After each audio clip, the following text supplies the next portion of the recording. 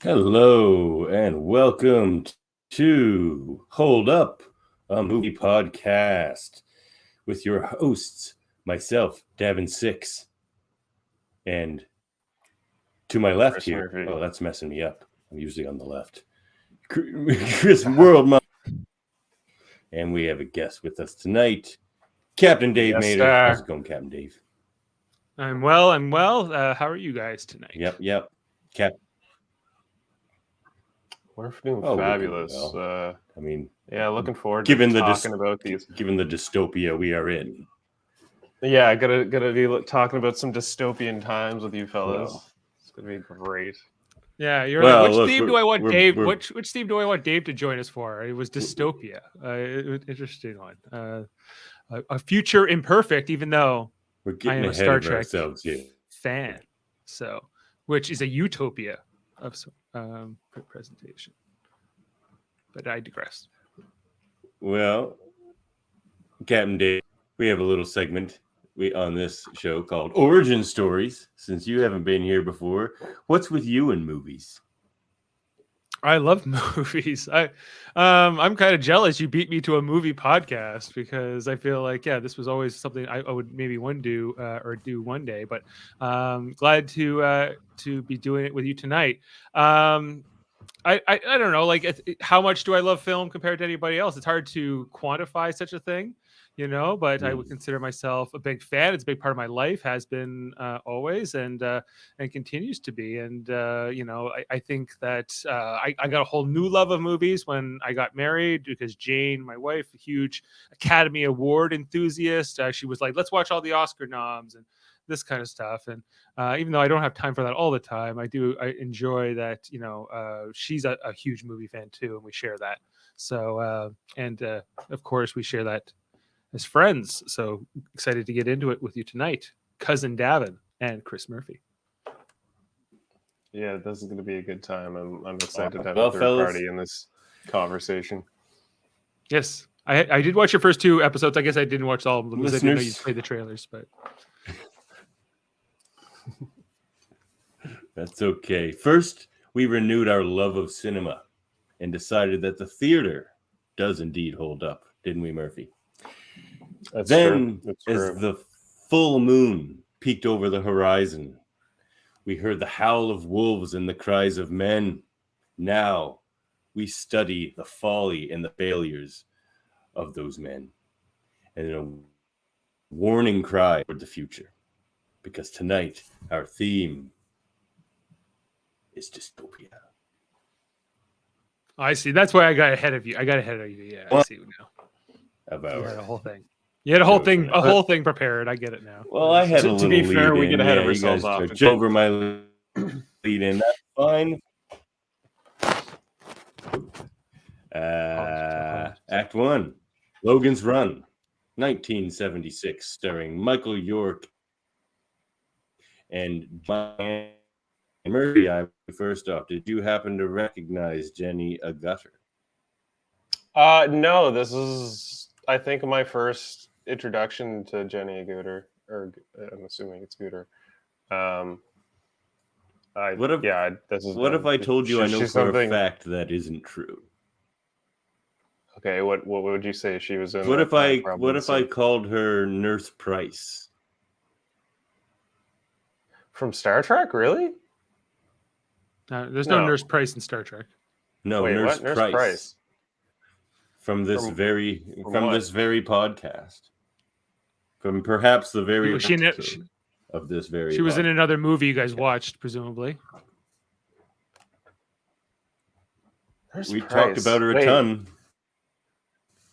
No, wait, no, wait, shit, really?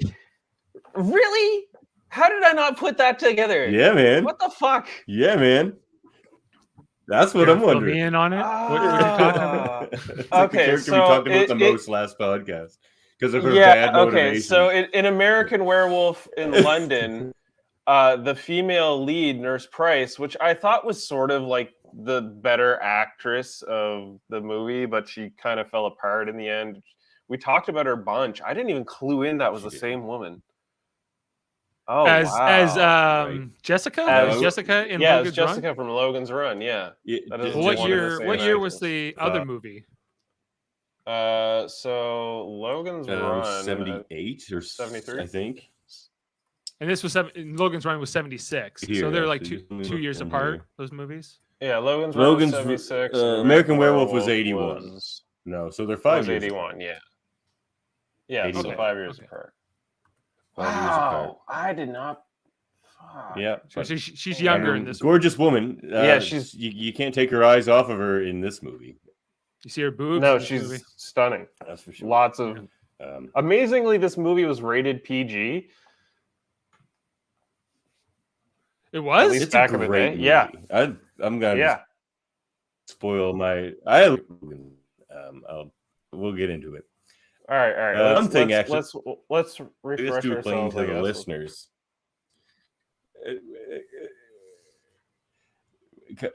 You have to explain to the listeners a movie, an American Werewolf in London, a B movie. But in your rankings, you placed American Werewolf in London above The Wolfman. Explain yourself to the listeners, Murphy. I know they're gonna. Okay, so I barely caught that because I think the connection was getting a little buffery there. But I get the gist of what you're trying to draw to the conclusion of. Yeah, I'm like way behind. Big love. Yeah. So basically what Davan was trying to piece together there through his internet was he pointed out that I said the Wolfman held up, but American Werewolf in London did not, even though during my review I said I liked American Werewolf in London more than Wolfman. The reason why I say Wolfman holds up more so than American Werewolf in London is because even though I was entertained by American Werewolf in London more so than the Wolfman, I feel the Wolfman holds up because of its sort of historic moment of being like generally the first werewolf film and leading into the lore of many others. American Werewolf in London just sort of fell apart, and in its story structure, I felt I wasn't totally enthralled in the movie, so because of that, it didn't hold up for me. It was entertaining, and I had more fun watching it over The Wolfman, but like the Wolfman story, I found more intriguing than American Werewolf in London. I accept his answer. It's good. Yeah, we only have 3. We only got 3 dystopian movies here. To know. That's what, we Sam. only That's something I wanted. It's something I was going to bring up at the end of the episode. Honorable mentions of dystopian films, and I forgot to make that list. So if I scramble, we'll I think the 3 of us can come up with small honorable mentions to dystopian films. And I felt a little bit limited in my pick because I had to pick pre-2000 because Davan was generous to offer me his other pick because normally when it's just the 2 of you, Davan would get 2 and Murphy you would get the 1. So I've been gifted this pick tonight. I picked Gattaca, but because I was going with something that was sort of from me growing up, not something maybe that was even older than that or like from before I was born. So Gattaca was the pick, but I think I could have gone like a bunch of different movies, really. I'll be looking forward to like dissecting your choice on Gattaca when we get to that, because I'm really intrigued by the pick that you made. I thought it was an intriguing movie, actually, and this may be preempting your honorable mentions, but I would have I would tell Davan, I think I would like to do Truman Show. And he's like, it's not really a dystopian movie. And I was like, but it kind of is, but it's also kind of this alternate universe kind of timeline thing. It's a little bit not dystopian exactly. So, because it's so much of it is not set in the real world. I think we can find a theme it fits into better. Yeah. Yeah. It's something else, but that was kind of my initial gut reaction. I do like the concept of Truman being a dystopian film, though. It's very polished, but also kind of horrific in the sense that it's captured a single human being that they're watching. So yeah, I do like that idea. That's an interesting idea. But let's Well, carry on to that's- Act 1. Davin's got that's an a introduction, I do we perfect believe. Logan's segue Run. into Logan's Run here. Right. That's perfect. Segue into Logan's Run, because Logan's Run, and I think is the kind of line, at least to Gattaca, is these are dystopias where the people who are living in them, at least the majority of those people, think it's a utopia they're living in. So these are dystopias disguised as utopia movies, at least these first couple. But yeah, so Logan's Run, the bit of the plot here. He's breaking up. He's running. Well, it is the year 2274. Yeah. Should we crack open the trailer and I'm breaking up over it? again? Yeah. Oh, you're breaking up hard. So listen, we're gonna watch the trailer real quick. Oh yeah, open the trailer. I'm gonna get out, like Yeah, set my sounds good. stuff and come back. Yeah. So Copy that. you guys Copy.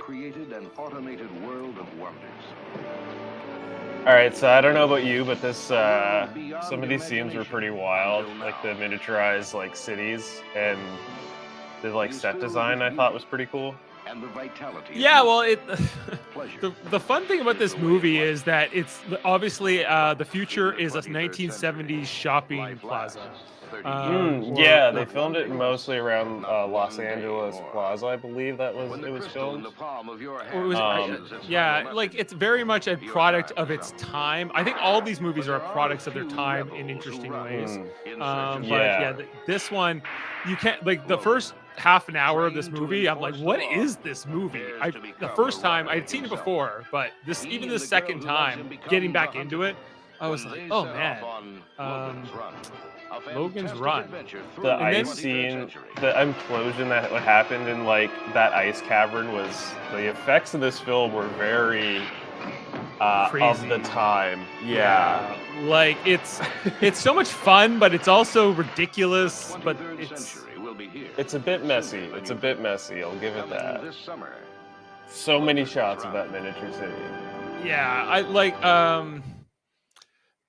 the score with Jerry Goldsmith, and like there's so much to this movie. I think that's really interesting, but I also find it there's definitely a whole first part of I was watching it again and I was like, I don't enjoy a lot of this movie. And then like the movie gets going and then I like, oh, I do enjoy this part, especially with the guy and the guy with the cats in the Capitol. The old man in the end with the cats, yeah. Who I don't know if we ever he doesn't have a name, but so to give a bit of background, because generally this is the part here where we give a quick synopsis of it, but Davan isn't here to do that part. So I'm gonna just pull this up real quick. Yeah, it's landing on my shoulders right now.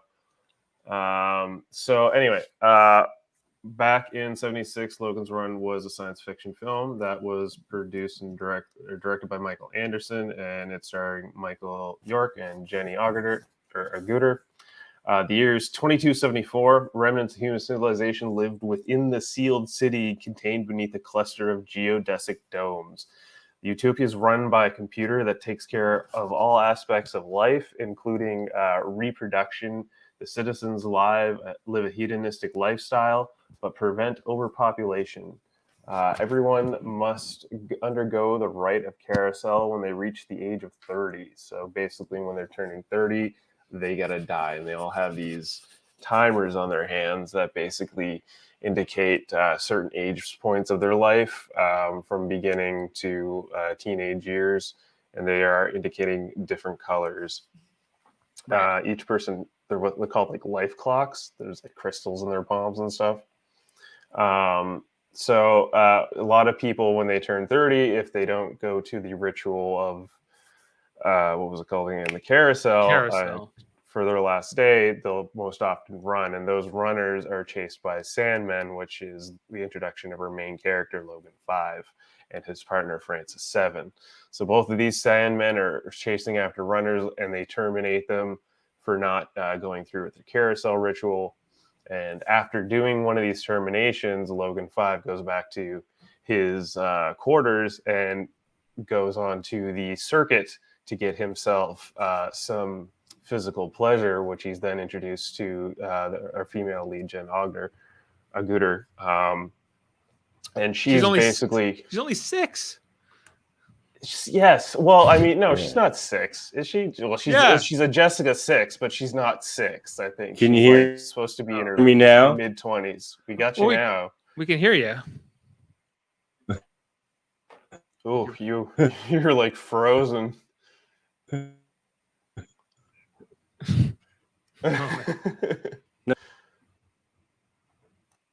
Oh boy.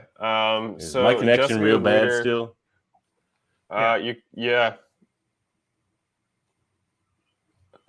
So Jessica Agutter basically has a conversation with Logan about... Yeah, there's like a lightning storm outside. Oh, is that it? Nice. I think it's having an effect. I found the Q&A scene between Jessica and Logan interesting. And eventually, he then gets called into the computer, gets interrogated into figuring out the source of the sanctuary, which is believed to be where all these runners are going to. And they age him up and make him lose 4 years of his life. So he's on his last days. And through that scenario, he then looks for Jessica 6, and they proceed to band together and find their way out of the city, where they go through a very interesting ice cave after being chased by Francis 7 through the catacombs of children and carousel. the carousel and all that stuff.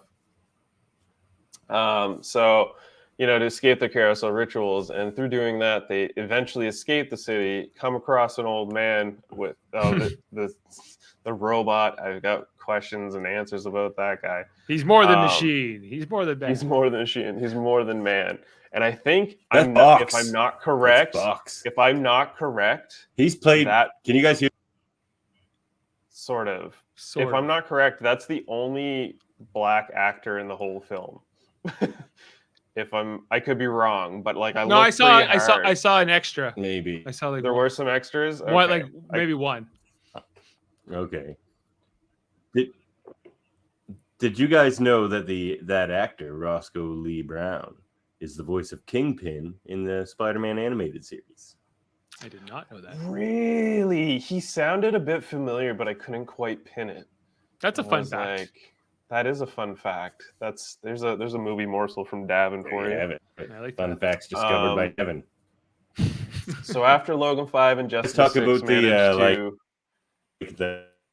the crystals and all that kind of stuff.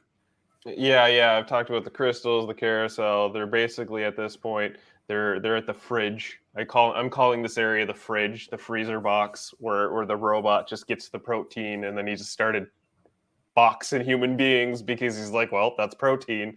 So Logan and Jessica 6 have a SFX battle for the ages that one of the most overlaid explosion collapses of ever.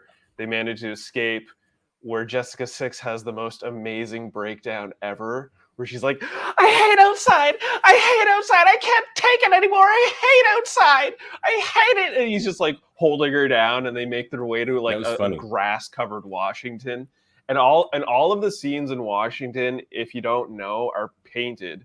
They're hand-painted pictures. But some of the larger, wider shots, if you look closely, you can see sort of like a cropped framing of the characters walking through doors, and they're looking at the magnificence of it all. Those are just paintings. There's just paintings, and there's little shots on the paintings. It's just perspective and all. It's like matte paintings, though, right? Is that what they call that? Yeah, they're matte paintings. Yeah, I believe that's what they were called. Yeah, that's like Star Trek style, right? This movie feels a lot like original series, even next gen and in early seasons. Well, it's believed to be during the same time frame of Star Trek, the TOS series, the same timeline, but not the same universe. So it's that's a fun fact there. But yeah, they make it to the city, meet an old man with cats, come back, revolutionize the city, and blows up and gets out. So that's Logan's Run in a nutshell. TLDR. It's a pretty interesting movie, so we're going to break this down. Davan, you want to take the wheel again now that you're back and got all wheels? I'll try. Tell me if you can hear me as I go. And this old man I played by, I think his name's Peter Ustinov. He's really good in this. Turns out he of strikes his you lines as were somebody improvised. who has been alone for 50 years. You can tell he's just kind of inhabiting that character, and he's doing a really good bit. Like, I think, I'm sure you just did a quick yada yada of the plot, but I'll get into a few more things. So yeah, the carousel is the craziest thing I've ever seen. I couldn't take my eyes off of it. I still They were being microwaved. know what I'm just gonna put it out there. Vaporized. I They know were that, but it's this microwaving. weird thing where there's like chanting and they're floating up and they're like, it's the way ever. Like, there's weird stuff in this movie, but this whole movie, I find I couldn't take my eyes off of it. It was the carousel just felt like fast modern pace, which I find could be often too fast. But the carousel just felt like a big microwave to me. Like, I was like, oh, these people are getting microwaved right now. Yeah, I was saying to Murphy, Davan, that the first half an hour of this movie and like the city of like the futuristic society is like the least interesting part of this movie for me. And even like the music at the beginning, like I'm just like, I am not enjoying this too much. And it's once they get out past like the so you liked it better? Yeah. Huh? What's that? So you liked it better when they escaped the Dome City? Yes, I did. For sure. And so but the carousel in particular. Yeah, I found certain things interesting about the world. I mean, they're run by a computer. And it's just like, so you have to think of this like artificial intelligence that's just been getting deeper and deeper into its job for like 200 years. So it has no checks and balances. So like, that's what's, yeah, exactly. Right. So like, I found that kind of interesting.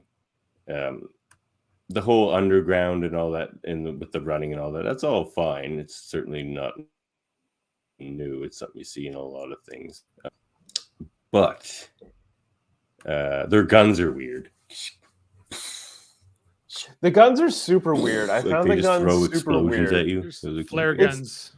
Like, were they seemed like very inaccurate, like plasma pistols. That's just like, we're gonna point this and something's gonna blow up, and I don't know where it's going, but you don't want to be in the front. As long as you don't get in the way. Yeah, even if you don't, you might get hit. They were very inconsistent, these guns. Sometimes they were right on target. Sometimes they would go around in circles, and then they would hit the floor and then scare people, and then it was just like it's like I'm pointing directly at you and it's on the ceiling, like. And sometimes it would just kill people outright, and it was just like, it was very unpredictable.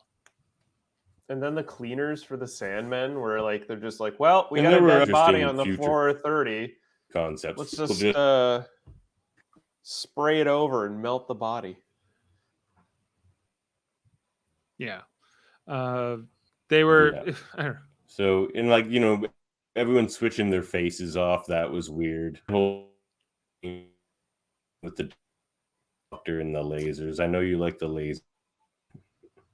The laser table was interesting. I thought that was probably one of the more interesting scenes. That was good stuff. Because he was like, I don't know. They wanted to craft a new face, and they're just like, we're just going to laser cut into your face here. And it looked like the most uncomfortable table I've ever seen. Just a slab of metal. Yeah. Yeah, no good. It was, I wanted him to get a new face. I was like, yeah. Too. They just start cutting into your face. Yeah, I wanted them to replace the actor like halfway through this movie and give him a new face. Yeah, we got delays happening, man.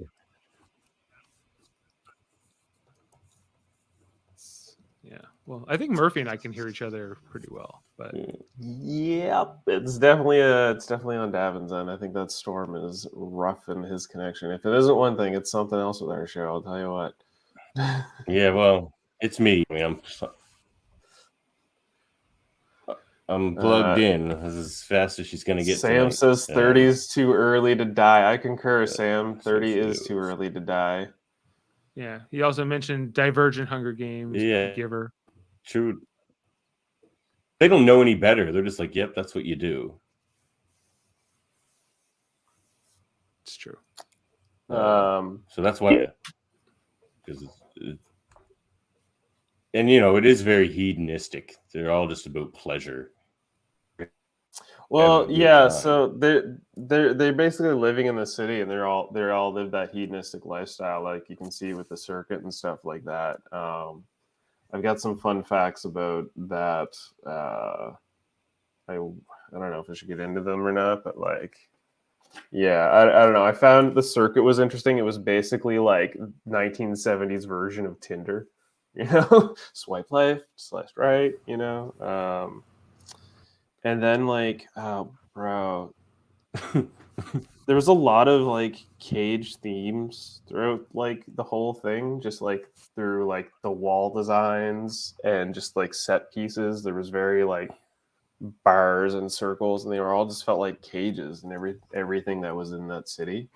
Apparently, one of the facts is that if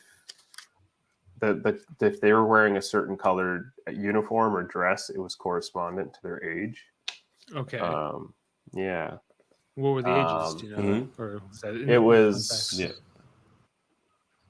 the Well, ages, red's I your last believe. one.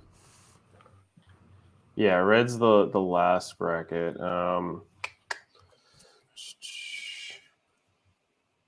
Wait, did I have that written down already?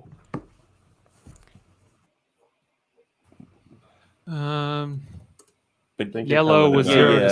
6. To yada yada to the end here for a minute.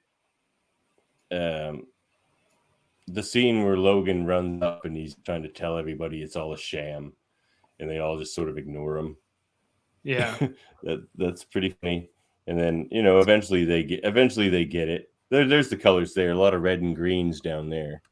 Yeah, so the color scheme is yellow is birth to the age of 6, blue is 7 to the age of 13, red is 14 to the age of 20, red and black on last day. These are actually the original novel colors, but I think they changed them so it would be red and black at the age of 30. Yeah. So like it's just like a couple of brackets. Green, because they go older like in the every movies. 6 years or so you change. Yeah, it's like red and green. In the movie, in the novel, you have to die at 21, but in the movie they changed this to 30. So they added more colors. Green is 16 to 24, and red is 24 to 30. But so they added green God. and 21 would be a terrible idea. You only get children and teenagers, basically. And no one with any sense ever gets to exist in the world. That's a terrible idea. Anyway, one scene I liked at the end, I'll throw the image up, when they all just see the old person for the first time. And he's kind of a shy, kind of awkward guy, and they all just want to look at him and touch him. That's kind of interesting. Cracks in his face. Gotta feel those wrinkles, man. Never seen them. So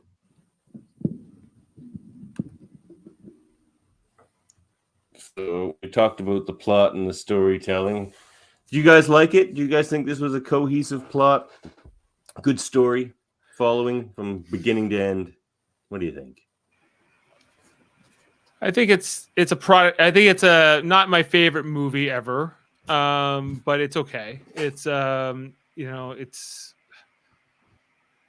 I have more appreciation on the second viewing than I did even on the first, but I think overall it's a bizarre universe that they portray here, and some of the music in the beginning part of the movie almost made me want to like turn the movie off. So yeah, the music's not the best part, I will admit. So for me, this was my first time actually watching the film. I had me too. Notions that this was going to be about Michael York's character stealing a ship and running across space and being chased by whatever entity he's being chased by. I thought that's what this film was going to be, because he had to die and they basically were to kill him. I thought that's what it was going to be. Finding out it was just like a bunch of people hanging out low underground and living a sex cult lifestyle. I was like, okay, this is definitely not the film I thought it was going to be. It is very much a victim of its time, in the sense that like it has really interesting concepts, but it just doesn't have the budget to accurately portray the ideas it wanted to portray and the scenes it wanted to portray as well. Like, it heavily relied on a miniature of a city for like transitionary scenes. Good. That doesn't look good at all. It looks does not terrible. Hold up, if you will. No, it does not hold up, if you will. Best. No, and then they were trying new things. 70s sci-fi can be like that. It was, and there was that scene where like Logan and Jessica were in the like tube car, and they were like having to talk, and it was green screen, but it was poorly done. Like, you could see it like leaching into their body and shit like that, and like the edges of the window behind them, because it was like literally just shots of the miniatures that they were trying to like meld into them. So like there was that. The scene in the fridge with the robot box, when everything starts blowing up, it's just overlays of like fireworks effects and smoke effects and like really that one like was like bad. how much shit can we put? It was so terrible. Like there was a lot of bad effects, but at the end of the movie, when they're outside, like out of these transitionary periods, and they're like taking their time with nature, and they're like showing like a plant-covered dystopian city, and they end up at the House of Congress of all places. Like that stuff was really neat, but it was just like in the tail. And the first end of old the guy movie. they see is the Lincoln statue. Yeah, and they're like, "Is that what wrinkles are?" Like, it's what's his face like? Yeah, like, it's rock. So it's a very, but it's a very naive movie, but you can tell it was like an LA Hollywood produced 73 film. So like, interesting concepts. I think it's, I don't know. I think it's actually pretty smartly done, and I think there's levels to this dystopia. Like the obvious one is they kill people when they're 30, but that's not the problem here. The problem here is they let this computer AI control them forever. And the saddest part of this movie is the fact that everything's fine outside. Like, maybe they went into this dome city due to a nuclear fallout or something, but it's been fine out there for a very long time, and they're all just chilling out in this dome when they could all just go it's outside like, and start it's rebuilding like Blast from the society. Past. It's like Blast from the Past. Brendan Fraser. Yeah, like not only that, the Earth has had a chance to heal, so everything's bountiful and plentiful again. Like, it's a paradise. It's actually a paradise outside. Oh, it seems okay. It's hilarious. Like, they're forcing a crazy dystopia on themselves. Like, you don't see that in a movie a lot. Usually, a lot of these dystopian movies, they can't get away from it. It's either nuclear wasteland or robots running amok and killing everybody or whatever. Or like things like the Mad Max or whatever. The other thing I wanted to like this one, touch everything's on actually just fine. Just force it on themselves.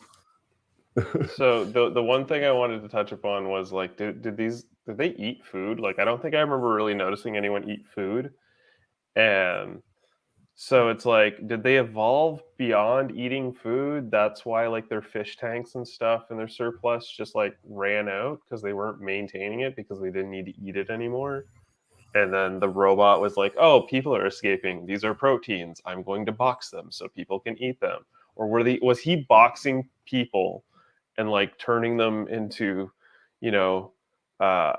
protein to be fed upon? Like. You think this is Soylent Green? No, we're gonna revisit. That'll be in the next one. Well, okay. Well, here's the fact, right? one. Like, I've got some movie morsels that touch upon this. So, like, is there anything else we need to cover in this film, or are we about ready to move on? Well, Well, yeah, like are it's there not really any? explained to us. Sorry. Well, go ahead, Dave.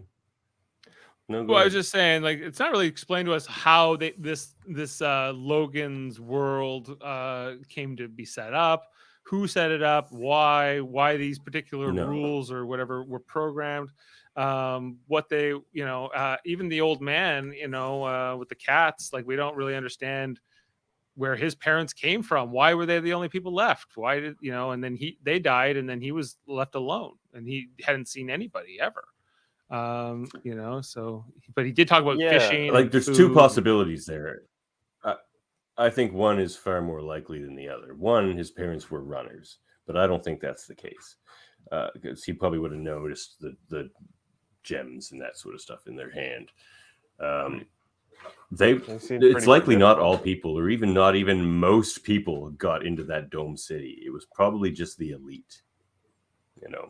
It's not that big. You think of a whole world, like whether we were 7 billion, 12 billion, whatever at the time, even if there was a huge disaster, there's going to be tons of people running around there. So I'm thinking it probably was nuclear fallout or something like that, something that people could survive. Wood out there, but it would also be the sort of thing where you wouldn't, if you had this nice city under it perfectly safe, you may not be so quick to go out and see if things are fine, or just assume this is how long it takes. And they left that up to the computer, and the computer just has no interest in looking outside. It's just like, I'm designed to just run this city, and that's what I do. So I just find that funny and a really interesting story point. I think this movie has a lot of interesting sci-fi kind of. Well, it has a lot of interesting ideas that it sets up, right? It sets up a lot of interesting ideas, but they're not entirely fleshed out because they're more or less the acid high machinations of Los Angeles writers. Although, who wrote this again? It was that's what the third movie we're doing is. Yeah, well, that's a fever dream, and we'll talk about that in a good time. That's an incel's favorite dream. David Zila Goodman was from New York City. What the hell does that even mean? That's a stupid joke. That makes no correlation to the last film. We'll get into it. Save it, you rabid. All right, anyway, I would say the scene that probably holds up for me in this film is like the Washington D.C. stuff. Yeah, I would say that is the Washington D.C. Yeah, I like the scene in the Congress is the best one, I'd say, and really strong. And I think the ending is good. I think that the music and everything. The movie really, like, the second hour is much more enjoyable for me than the first hour. And so I think that I think a lot of it does hold up, but it's like what it tried to do in the sci-fi and the miniatures and a lot of even the dialogue, and Farrah Fawcett for that matter, she does not hold up. She's like, oh, we don't get much of these Sandmans. No, she was very wooden. Then at the end, they're like, and you remember us, right? You remember us. And she's like, oh yeah, I remember you. You were there. And then after this long, boring scene, she just dies. She gets killed by the Sandman. And the next moment, and you're like, why did I invest in this Farrah Fawcett at all?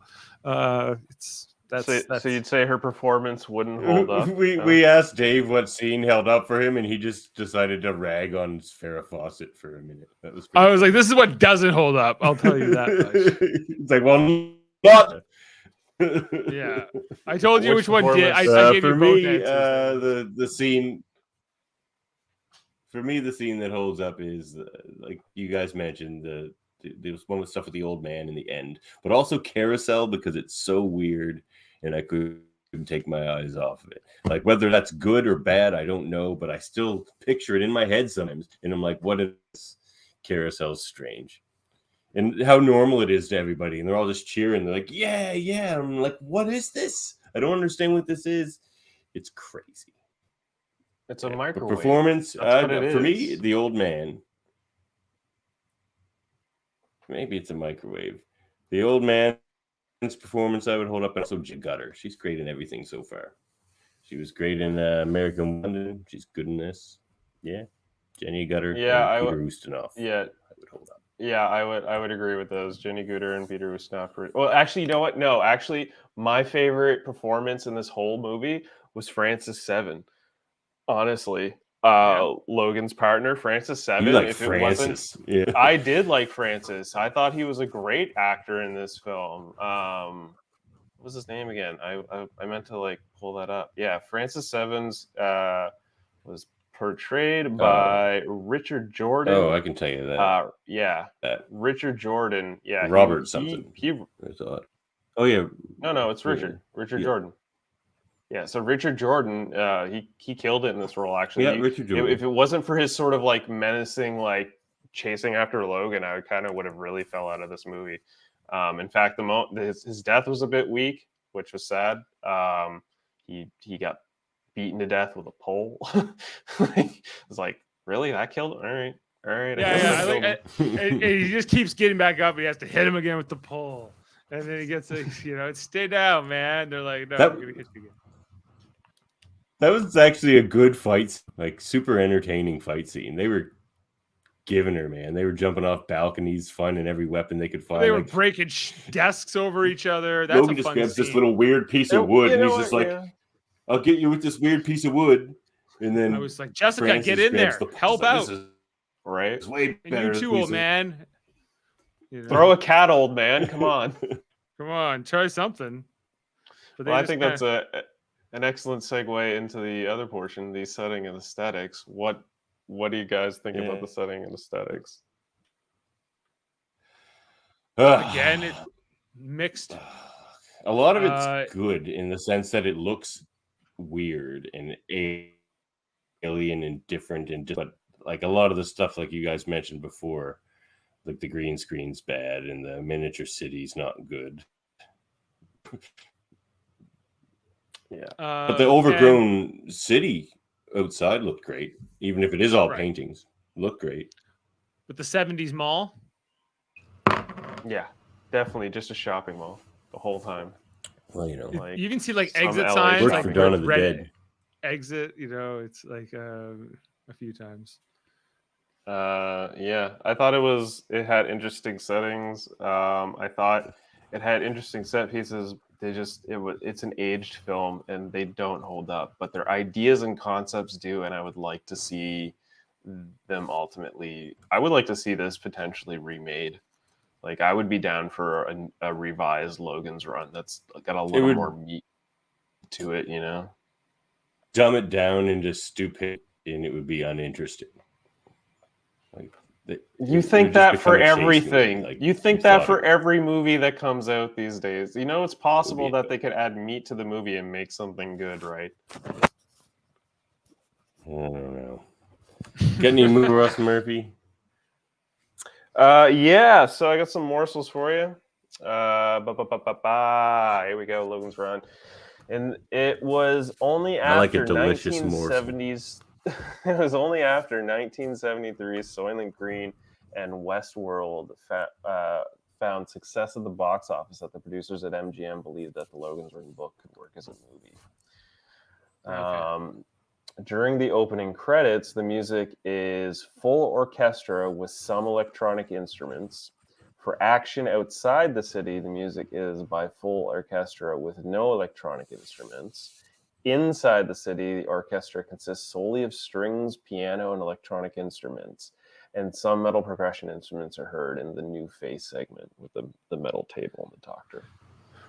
Right, so and that would explain all the bad music. Yeah, it's a really effective use of music, maybe the most ingenious use of score to make us hate the underground world that they live in, and then when you're out of the cave, you're like, oh, this is much better, even though it's only paintings. Like, it feels very fresh and real and open, and much better. And so, yeah, it's a really ingenious thing. But I I hate that music at the beginning. I'm just like, get out of here. Dude, the club music was probably the worst. Definitely intentional.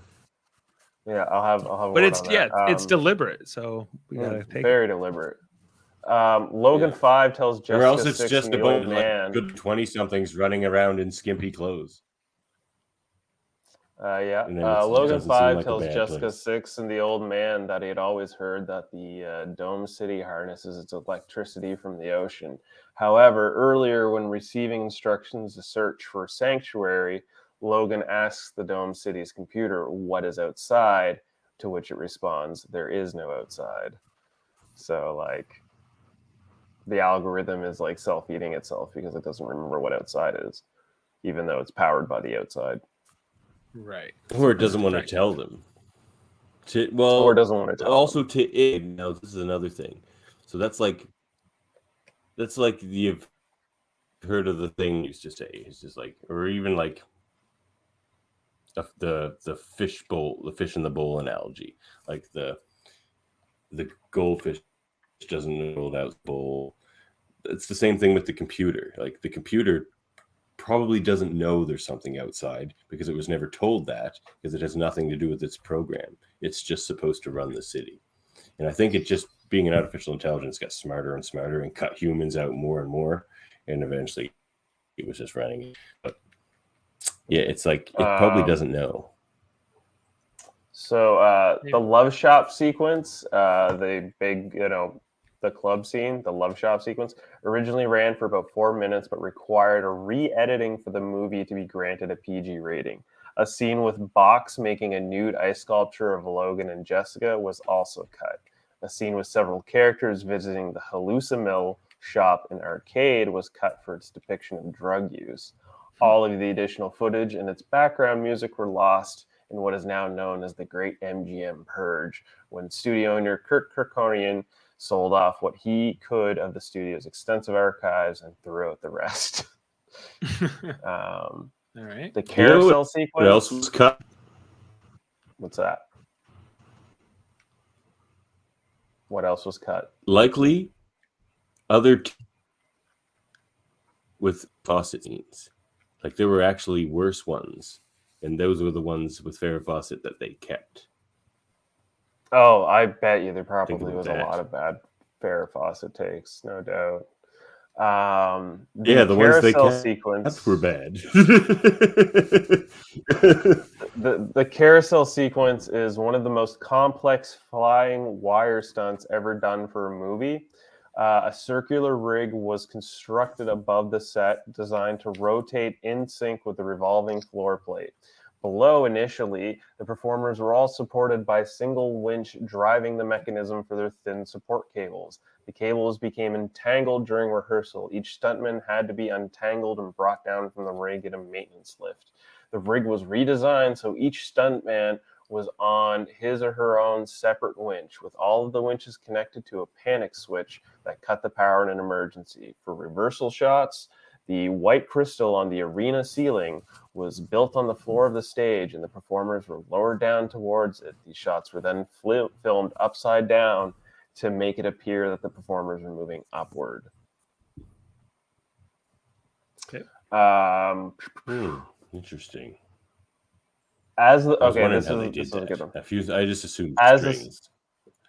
Yeah, it was cables, winches, and a whole lot of stage work.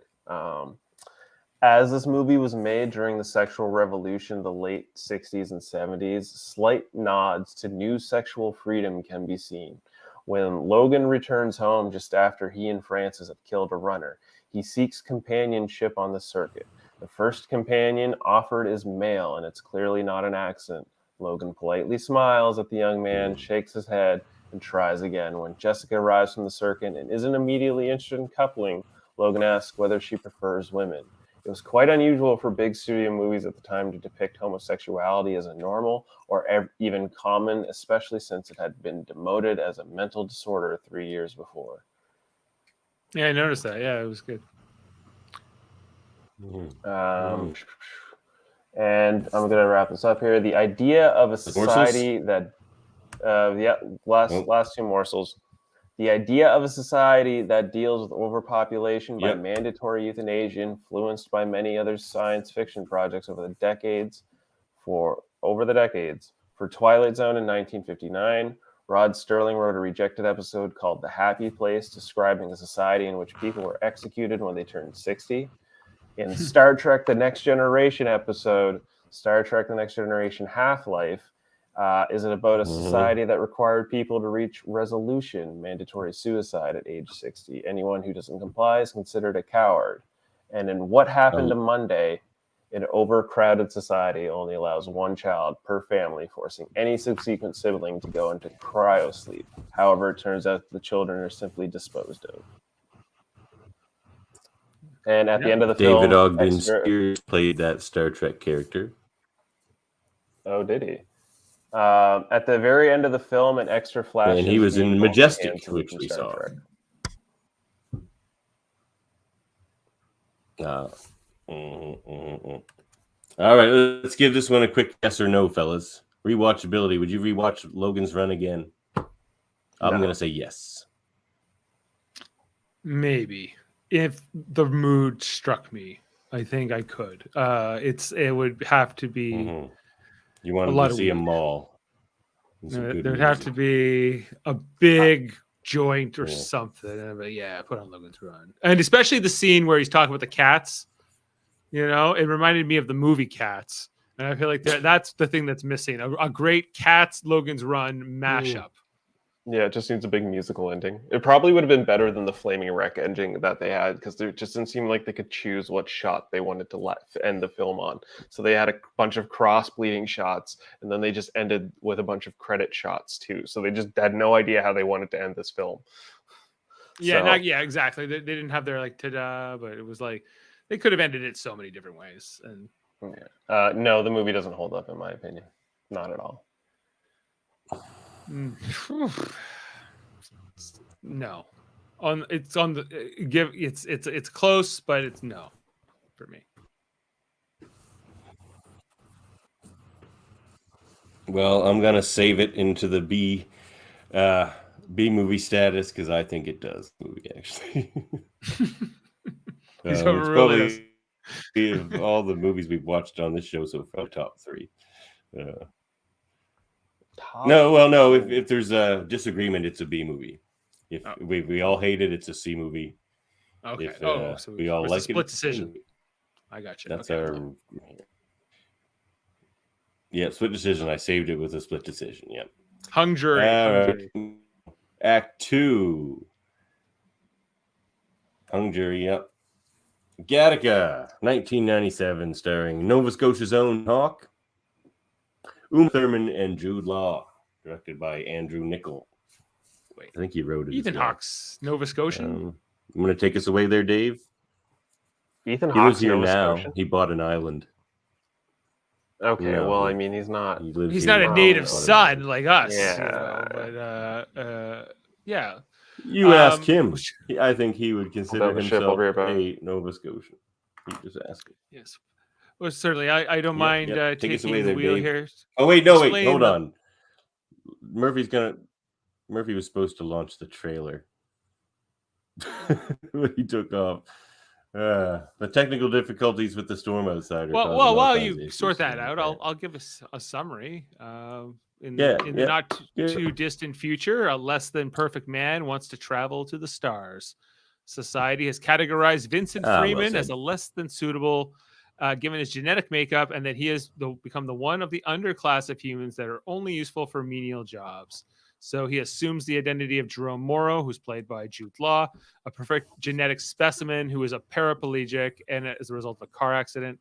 And he learns to deceive the whole system, beat the whole eugenics of things through DNA and urine swapping. And just as he's finally scheduled to space, there's like this murder mystery movie or plot that kind of dominates the whole thing. And it's a really it wasn't even what I remember. I remember I had seen this movie before, but it had been a long time since I watched this, and it was something something different than I Yeah. remembered. You know, it had a lot more. Me this, too. This murder plot, and then Uma Thurman. I was like, Uma Thurman is Yeah, I wasted in remember this that. movie, but you know, Sorry, I had to go give a urine sample. Well, I mean, yeah. You launched the trailer, Murphy. Yeah, let's launch the trailer. Sorry, my bad. What if someone offered you the chance to have a genetically Right. perfect We're- baby? A lot of bit of a controversy. shit Designer show. child. Best for your child? How beautiful do you have? Children made to order. October 24th, one movie dares to take a look Machine. into our future. if you turn up a little bit. Expectancy, 32 years. In the most compelling, chilling, controversial science fiction thriller of the year, How perfect does your child have to be? Gattaca. rated It's none of PG-13. those things. Yeah, that's such It's a really that's such a not. deceiving It trailer. was none of those things that guy said. Yeah, it's a very- deceiving. See, that's why yeah. we remembered it wrong, Dave. I think Yeah, you're right. I remember Yeah. that trailer more Okay. so than I remember So- the actual movie Gattaca. So here's my issue with this movie, fellas. And again, All right. see, this is the business as usual dystopia. Whereas, like, if everything just keeps going the way it's going now and we don't try to improve things, this is where we end up, essentially. Where This is there's OCD an underclass Starfleet. and a rich people. What? These guys are not Starfleet. These are not this. I think it's Tell you that right now. well, I think it's about like what you know, when do we lose our humanity, and you know, and how when you sort of play God is sort of a huge theme of this movie, but that this is how society, even though something's technically outlawed, it's no one takes it seriously, and there's a lot of like people just go with it because it's I was surprised to find out Danny DeVito was a producer on this film. yeah. I saw that in the credits. I was like, Daddy, He produces a lot of things. If you look closely, you'll see This his was movie definitely- a lot of places. Or his name, I This should was say. definitely at the hype of like the 97 like DNA science age when like they started doing like DNA, Oh, sure. you know, criminal investigation stuff, you know, like that. That was the height of the 90s. So like there was a lot of that Minority focus on this Report, film. that type of things. Yeah, right. Like you know, there, So apparently, yeah. No, yeah. Go ahead. I'm jumping ahead of myself. Go ahead. no.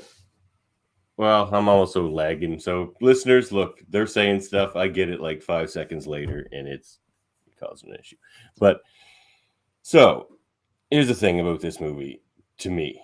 It squanders a good idea, like the whole eugenics thing, because this is a real concern with like technologies like CRISPR and things like that in our world. Like that's why I say it's like the business as usual dystopia. We could get here. Logan's run very. Well, it's hard how we get there. it's the not too distant And- future is the whole premise, right? True.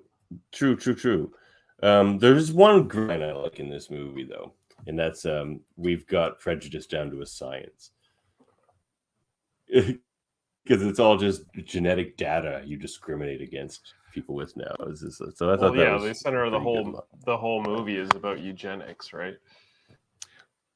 Right, and we Yeah. we love there's a lot to this movie in terms of like what the new classes were and sort of the economics, and like it went from being about your skin color or how much money you had to about what you know what your DNA says about you, and that's a whole new kind of prejudice. But how does it reflect on our society now? And I think the other thing that the movie's really trying to get across in especially is like, can you avoid this future? Can we create laws or ethics, or can we avoid things to prevent this kind of thing? I think like movies like The Sixth Day also ask this thing with cloning and different issues that come up with science kind of goes beyond what God intended or what was sort of like the when we were more like cavemen types, I guess, or like less evolved.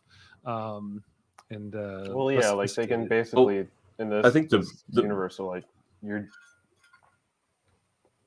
Sorry, yeah. Basically, in this universe, they like jab your foot as a baby, and they're like, "Well, you're gonna die." You know, we know exactly how you're gonna die. Probably So that's 99% chance. a very high probability you're gonna go down in this certain method. The good message in like the kind of the smart message I think in this movie is that even in this technological future where they think they know everything, like the minute you're going to die and everything, that there are still things about, I don't know, you could say the human spirit or just humans in general that are unquantifiable even to them, which is what Ethan Hawke's character is proving. He's just like, you guys said I can't do any of these things that I'm doing. Like, yeah. And that's kind of the message, like how you avoid this sort of dystopia. It's just like you can't go 100% in on the data, and it's like you can take that data for what it is, but that doesn't mean that's all that there is. And I want this, fellas. For me, the performances are bad, the dialogue's kind of bad, and you just phase in and out of this movie because it's bring a lot. And like I generally don't like Jude Law in most things. Uma Thurman, I can take or leave her. I like Nova Scotia's own Ethan Hawke, but he's not the most charming of actors either. As far as like being able to, I don't see him as a great leading man. He just doesn't have that kind of captivating appeal to me. Neither did Hollywood, largely. Sorry, Nova Scotia's own Ethan Hawke. But I mean, but apparently he's a great guy. From what I don't know about you guys. When I was watching this film, kind of what I got from it was like, Ethan Hawke's character goes through, getting his legs broken to become the height of Jude Law, even though technically Ethan Hawke's taller than Jude Law. He's gonna go through all these like really OCD methods. Yeah, he's gonna go through all these OCD methods of removing the dead flesh off his body and the hair follicles. I like watching the intro. I was like, what the fuck is going on here? And then I realized that it's nails falling and stuff like that. Like this is skin like flakes and whatever. Yeah, skin flakes, the micro version of like his whole morning ritual. Had you seen this that before? Was intriguing. No, how did that part? I don't think so. I don't believe so. I think I saw the commercial a bunch, and that was about it. And I think I got the gist of the movie, so I never watched it. I mean, apparently, the commercial. Did the cleanliness aspect resonate with you guys anymore since like the pandemic and everything, where everyone's like more aware of germs and skin flakes and everything? You know what I mean? Like, a little bit, yeah. Like even just one stray hair is this big out of place thing. Like that kind of resonated a little. I resonated with like the skin scrubbing stuff because I got like this like Beauty Pure scrub thing that like it's a glove and it just like exfoliates the shit out of my skin in the shower. So like I was like, I get it. You gotta keep the dead flesh off your body. You get that. I totally understand. Only for him to be like so meticulous and then he carelessly like wipes an eyelash and leaves it on a corner, not thinking like I should pick that up. Yeah, like I couldn't help but think about American Psycho and that whole intro in that movie where he's like cleaning himself in the shower. And I'm like, this movie is clearly before American Psycho because I don't feel like they would do this scene like this now. After that film was so iconic in a different way, the Patrick Bateman type, and everything else. But in this, like it was just kind of like the movie's really slow in parts, and I think that's the intro with the credits, just like getting into the movie, or just like, can we get going?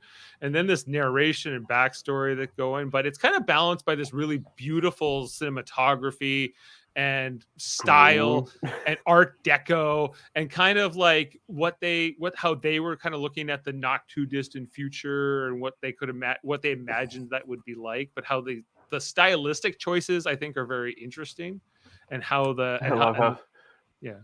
I love how they're like vague with the not too distant future. It's like, it's 50 years will go.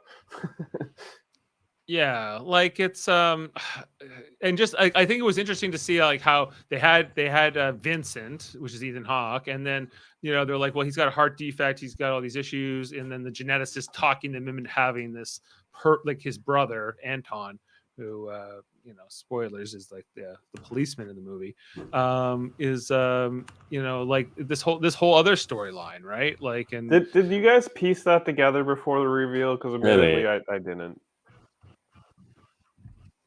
I had No, forgotten. I didn't. I had forgotten. I had seen this before, and I had forgotten. Oh yeah, he's the brother. I'm like yeah. And then I was like, before they revealed it the second time. But What did it you? was yeah. What did you guys think?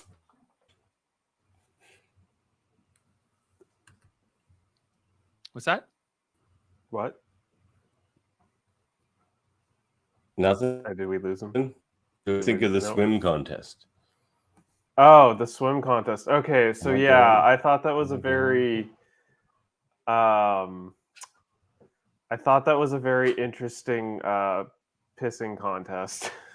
It's like, let's just swim out to the ocean and the first one to chicken out loses, and this is how we settle our debts. And it's just like, really? You guys can like get into a fist fight or something? Courage contest.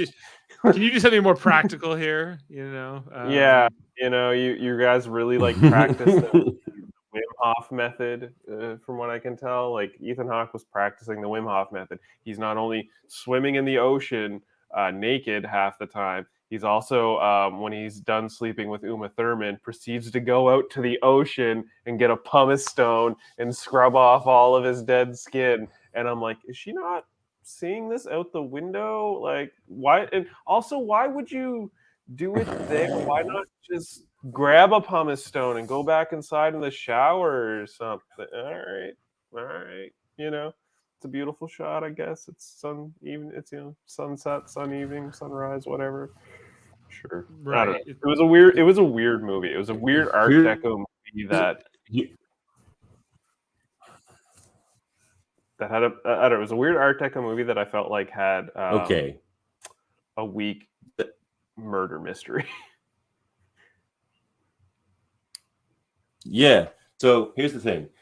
That's the problem. They took this great, I would say great concept. Instead of running with that, they did an thing in a murder mystery thing. Like, I think this concept would have been, it's funny we mentioned it earlier, handled by people who handle this thing quite often. And if this plot was given to the spec writers, for example, of the day, I think they would have handled the plot better. There wouldn't have been a murder mystery. The dialogue would have been wittier. This just would have been a better Star Trek episode than it was a movie made this way. That's what I think. Or like it's almost like an episode of like The Outer Limits or Black Mirror, or there's like a lot of aspects to this. I think you could do better today. They do it better too. I gotta ask, did you guys catch what the mission of Gattaca, what his space mission, like the purpose of it was? Was it just to have a deep space flight? Was that the purpose of it, or? They don't get into it very much. They say they're going up.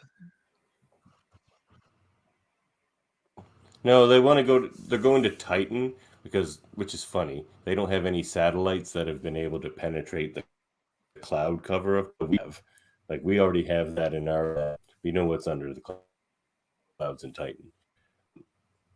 So that's what they're doing. They're going to Titan to see what's under the clouds, basically.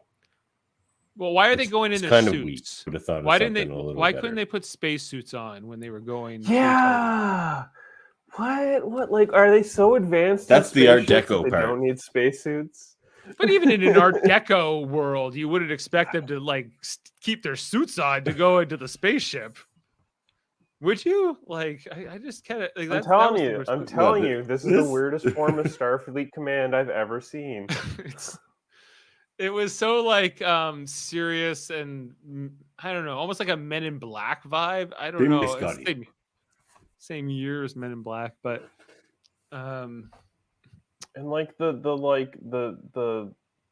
what was it, like the what was it? Those stupid like 3D ball machines, like the gyroscope child after- machines. Thriller of the Wait, let's see if I can find it in the screenshot here. Guy looks like a vampire. There you go. Yeah. No, it wasn't there. But yeah, there's these gyro balls, these things Those in the things, yeah. background here. Yeah. Oh yeah, Like, ton of those. what are the purpose of those? What were they just be like, oh, we can make people spin the fuck around? Like if you in this world, I feel like it's like training for 0Gs, but it was the weirdest space command, weirdest NASA you ever saw, for sure. Yeah. It was why we all went to wearing suits and ties and these very 90s type suits too. And people were smoking in restaurants, which I thought was also a weird thing to be doing in the future. But it was, just kind of like they were very committed to this Art Deco. It's a dystopia. It's a dystopia, but it doesn't feel like it's connected to the past. A little bit in the flashbacks, you feel like the parents are not wearing suits and they're not dressed as formally, and it's like the world became more formal and structured and rigid and militaristic almost, in this world. And we lost our heart, we lost our soul, because we sold it out to like trying to perfect children and making them like as perfect as possible. But I feel like the movie does have a lot of merit, I think, in terms of what it's trying to talk about in some interesting ways. I think somewhat accidentally too, or coincidentally. Giving our children extra digits so they have 12 fingers to play the piano that they can only play with 12 songs that they can only play with 12 fingers. Right. Okay. Like I could see that being a thing. I was going to bring that up. That came out of nowhere. Like, I like that a lot, actually. That's going to be my pick for what scene would I hold up. It was that scene when she just puts on the glove and it has the extra finger. That was a clever way to explain what was going on there. So, yeah, this apparently that's what I'm going to pick there's a foreshadowing. This little setting right here. Apparently there's foreshadowing in that scene because there's like 12 roses next to him. Like anybody's gonna pick that hint up. They're trying to be arty in this movie instead of tell a nice sci-fi story. Which scenes would you hold up, fellas? For me, it's the piano. You know what? Yeah, I got one. Go ahead, Dave. Oh, sorry. Yeah, like I think for me, I think that the moment I really enjoyed the most was kind of like the goodbye between Jude Law and Ethan Hawke. I don't mind Jude Law or Ethan Hawke for that matter. And I thought like where he's like, hey, thank you for letting me borrow your dream, and all that. And I thought that like the two actors brought it in the scene, even though it's not necessarily the best writing or anything else, but it's just like they had a good moment in that scene and they really nailed it. And I think that that was kind of the thing I would hold up from the movie. See, I was actually gonna mention the scene just after that where Jude Law's like, yeah, I'm just gonna go do my thing and you have a good time and space and such. I'll see you around.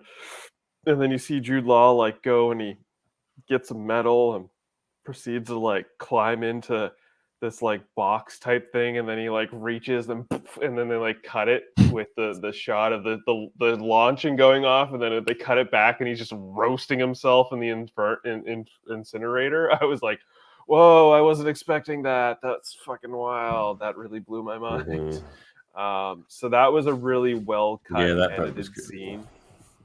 Yeah. Why did he feel the need to do that? I mean, I guess he gave up on his dreams. So, if he's going to do that, I guess that's one way to go out. No, because he grew up as one of the genetically privileged, and he can't handle the thought of now being crippled, essentially. He can't handle being the underclass. Because that's the world about not being that. Yeah, and the other scene I would say that held up was the exchange between Uma Thurman and Ethan Hawke after Ethan Hawke like hits the Hoover, like beats on the Hoover, and they go running, and they're like all scared out. That like scene was just like all intensity where, you know, they first kissed there. That was pretty intense. Liked it a lot. Good scene in my books. I got another hold up too. It's the everything with the at the end with the brother where they go to swim. They, you know, just go for a naked nighttime swim. Weirdly, I think that this is the scene that kind of holds up maybe for me the most, or connected with me, because it's like Ethan Hawke being the oldest brother, but not the maybe the favorite or as capable as his younger brother Anton, who's supposed to have all these advantages genetically, and just how he's like, what he's like, you know, he's like, he says, how are you doing this? He's like, you never got it. Like I don't leave anything for the swim back. I have to go balls to the wall just to keep up with you or even get past you a little bit. I relate to this as especially maybe in a hockey sense or a lot of sports where both my younger brothers were better than me at most things. So I was just like, oh, okay, yeah, you gotta like sometimes put it all out there. So good moment though. Hold up. Nice. Anyway, what's the next segment?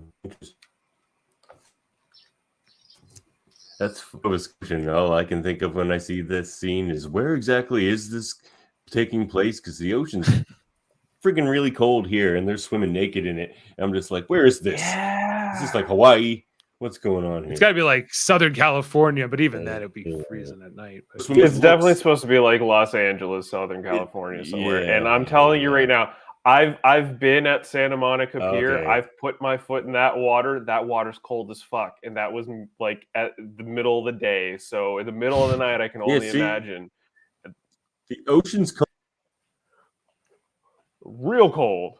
It's cold. Yeah. And they're just That's all like, there is let's to go it. balls to the walls. Which performance will up, fellas? You know what, the one performance that stood out the most to me was the detective, not the captain, not Anton. Alan but Arkin? the detective. Yeah, Alan Arkin. Oh, with the Alan hat. Arkin. He was, yeah. His performance was, yeah, arguably the best in my opinion. He really held together, and I did like Uma Thurman. She was, you know, begrudgingly like stiff due to the nature of, I guess, the society. But yeah, Alan Arkin was probably my favorite. He holds up. Like I think that for me it was probably Jude Law who was the best, but I'd also give a big like shout out to Xander Berkeley, who was like that doctor guy who always had to watch him piss, and he's like, oh yeah, and he always had jokes about his penis and stuff. Yeah, right. yeah, what a specimen. And you know, he's like, I'm going to tell you about my son one day, and he's like, he knew he was a fraud. He was the one who knew the entire time, and you know, lets him through at the end. You know, he's like, keep going, you know, and we're gonna, get out of the dystopia. Try to prove because Ethan Hawke doing this gives his son hope that, you know, people who aren't what they say that they are on paper can be more than, or you know, that the potential is not limited to numbers in a DNA test. Well, it's entirely possible that doctor has a natural born son of his own, because, you know, he sees all sorts of eugenics. Maybe he's just like, nah, we're gonna do it the God faith way, or however they put it in the movie. Maybe, or he did go to the geneticist and he didn't get what he wanted. Well, thanks for the assist, Dave, who I was going to pick, because the problem with it.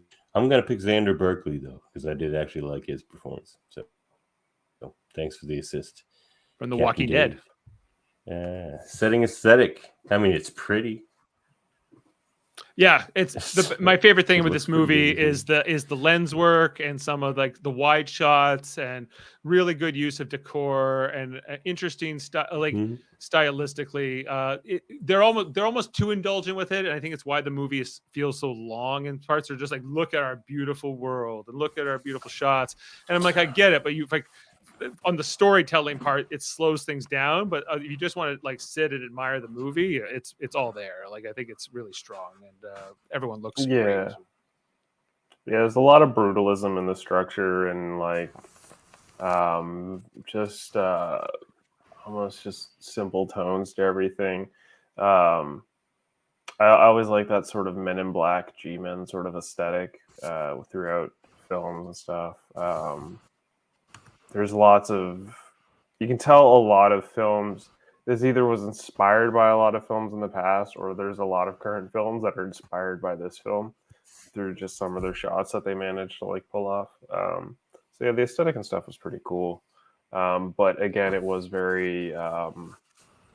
It felt very dry. There was something about it. It's like you want to see more out of what it is, and you're basically getting the same like 8 set pieces or something like that, and they just kind of like revolve around them. Like I don't know how many times we saw, Jerome's desk, or how many times he was on a roof, or just like little set pieces like that. That they wanted to be like, oh, they're gonna go to space. You're gonna go to space. You never go to space. You just look at the stars. The problem with this movie is like the world doesn't feel lived in, and it's one of my problems with the next movie we're about to review as well. Like even Logan's Run, and it's the set design materials they were working with, that world actually felt lived in compared to this More one. so. Yeah, Like both the inside and outside world felt more lived in thing in this movie or the next movie, and it shouldn't. That is this the weirdest. Well, this is usual dystopia. This one should be very relatable. I don't think Southland Tales way more lived in than the other. Feels lived in. I don't want to live there, but it feels lived in. No, it's Los Angeles. I've been there. It's it doesn't feel okay. It doesn't feel like a real world. It doesn't feel like. Yeah, that's very true. It definitely doesn't. Any morsels feel for like us, a real Murphy? world. Some more delicious. Delicious morsels. Let's get a handful of Gattaca morsels in there. So when Gattaca was first released as part of marketing, as part of a marketing campaign, there were adverts for people to call and have their children genetically engineered. Thousands of people called wanting to have their offspring genetically engineered. Oh yeah, like I could totally see people wanting to do this. Well, people want to do it now. Yeah, it's happening now. CRISPR boys. Yeah. The name. Well, yeah, I'm gonna get to that actually. The name Gattaca is composed entirely of letters used to label the nucleotide bases of DNA, the 4 nitrogens bases of DNA. Adenine, thymine, cysteine, and guanine, and I'm probably butchering all of these. That's like 12 doses thing. Like you'll never pick that up, so it's pointless. Well, it's like it has been identified that Gattaca uses the 4 DNA nucleotide abbreviations GATC, more specifically when identifying genetic markers. The test measures short tandem repeats at specific DNA marker locations. These are known as Gatta or Ka repeats, hence Gattaca. Okay. Jude Law's character asks to be called by his middle name Eugene. Eugene comes from the Greek for well-born, which is eugenics being the central theme of the film. Yeah. The ID photo of Jerome is a digitally morphed version of the faces of Ethan Hawke and Jude Law. The icons used to denote... Okay, so you're going to probably like this detail, Dave. The icons used to... Sorry, I'm having trouble saying where this... The icons used to denote a valid versus an invalid have significant meaning. On the scanners, an infinity symbol appears next to a valid's name, denoting their infinite potential. Next to an invalid's name, a dagger appears. In taxonomy, a dagger next to a taxon indicates extinction. In addition, the dagger symbol resembles a cross, a reference to invalids being referred to as godchildren. As Irene states. Yeah, I did notice the infinity symbol at one point, especially where it went between invalid and valid really quickly. And I was like, I didn't really understood but I didn't think like the infinity meant infinite potential. That's neat. So yeah. The FBI agents are called Hoovers, a reference to legendary top G-Man J. Edgar Hoover, but also a clever reference to a vacuum cleaner brand. These are numerous shots of vacuums being used to gather DNA evidence. They seem corny to you. Mm-hmm. The whole but- Hoover thing, yeah, I picked up that right away. I'm like, they're doing the J. Edgar and the vacuum thing. I don't know. It's a good That one. a deleted But scene. they suggests all that these the- details they put into it, and then like, yeah, they just don't. They just throw a murder mystery in there and squander the whole sci-fi thing they're building. All these little details of the genetics and everything, and they're just like, but let's just make it a murder mystery. Okay, one of the facts about this film I find really hilarious, but we'll get to that in a second. A deleted scene suggests that the head cleaner, Ernest Borgnine Caesar, has known all along that Jerome is Vincent. And there was a scene there when he like grabs his paper cup. I thought he was disposing of that for him because he's like, the Hoovers are around, they're going to get this, so I'm going to make sure I get rid of this. And then he gets intercepted. So it just kind of seems like he didn't. Or he did. Like it was very up in the air, but I kind of felt like he knew who he was. He could tell, right? My feeling was he didn't, but it could go either way, I think. Well, if they didn't, then a lot of people in this movie have terrible face blindness. Oh yeah, Like terrible face blindness. but yeah, apparently they said was the last time anybody looked at a picture, and there's sort of that's kind of a symptom of this dystopian society that nobody's really paying attention. Apparently, in the dystopian future, pictures are taken with Game Boy pockets, and then like actually significantly downgraded, and then, yes, and turned into one color. Yeah. Many of the futuristic buildings in the film are actually quite old. Many of these represent a type of postmodern architecture called brutalism, which was popular in the 1950s. The massive arches seen, the two massive arches seen behind Jerome and Irene during their talk are actually the spillway of the Sepulveda Dam in Los Angeles, which was built in the 1930s. So, classic architecture being sci-fi, good times. yeah. Pretty sure they filmed some Terminator 2 scenes in there. They did, yeah, they did actually. So 4 more quick ones. Uma Thurman's character is named Irene Cassini. Cassini is the surname of the 17th century Italian astronomer Giovanni Domenico Cassini, who discovered the prominent gap in Saturn's main rings, as well as the icy moons Lepidus, Diona, Rhea, and Tethys. I'm probably pronouncing these terribly. The space mission in this film is destined for Saturn. In 1997, NASA launched the Cassini space probe bound for Saturn. It carried the Huygens space probe, which was dropped into Titan in the early 2005, discovered ground under the clouds. And we're wrapping these up. There's quick ones. Film debut of Maya Rudolph. She was a nurse, apparently, in the birthing scene. She was one of the side nurses, comedian and actress Maya Rudolph. And this is my favorite fact of this movie. It was voted by NASA scientists the most accurate science fiction film ever made. Why? It's a weird thing to vote for that. Because it's the business usual future. Apparently it's the not most that far-fetched.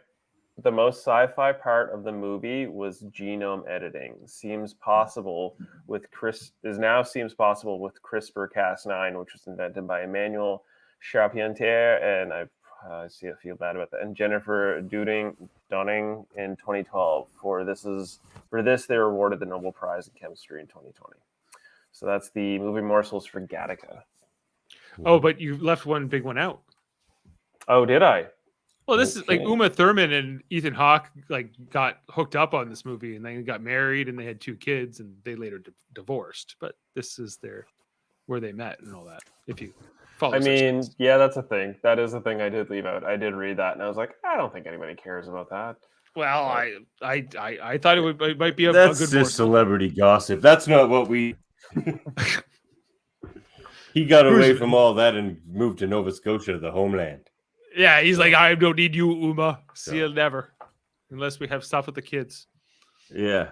All right. Good luck me on my island in Nova Scotia.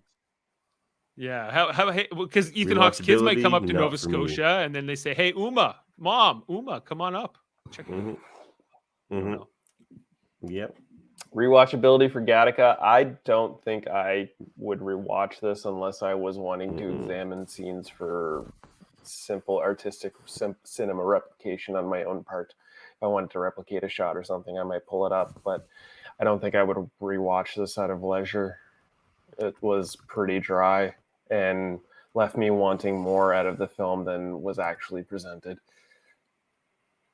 I would rewatch it again in like 50 years, when I've forgotten what happened, and it'd be again pleasantly entertained by the few things I had completely left out of this movie or blocked out. The whole murder mystery thing was like, oh yeah, and then everything. I was like, oh yeah, Alan Arkin's in this movie, and Ernest Borgnine, and there was I thought there was some good moments and some good aesthetics to this movie. But this is not a movie that I need to rewatch. It's certainly, it's like, now that it's in my memory, we've certainly, after having talked about it with you guys, I'm good for 50 years. Yeah, I would say it's a decent time capsule movie. 50. Davan, do you think it's rewatchable? Number. No. No. Particularly, this is it's the concept that is good, and it's the concept that those NASA scientists are talking about, and the science that they do put into the movie regarding eugenics. But they squander that. It would have been better done by Black Mirror or Star Trek or something, because this director or writer, or both, Andrew Niccol, I don't think he really wanted to make a sci-fi movie. Not really. No. This became, which is it's his not filmmaking particularly sci-fi. debut. What did you do anything else after this? Like, what was his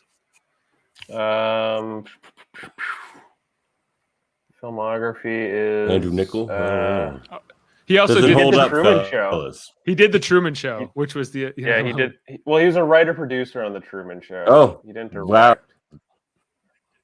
But he did direct Lord of War, which is a great movie. I love The Lord Terminal. Of War, I haven't seen that one yet. I think that might be my pick for our war selection, actually. Another thing of it. All the accidental segues we're getting in this show are pretty funny. Like, we've done 3 episodes. We've mentioned David Ogden Stiers twice. We've seen Jenny Gutter twice. There's been a lot of that. And then we mentioned Soylent Green, and we're going to do Soylent Green next episode. You're thinking all these wide world of movies know each other with these movies, but I think this movie holds up, guys, but barely. Does it hold up?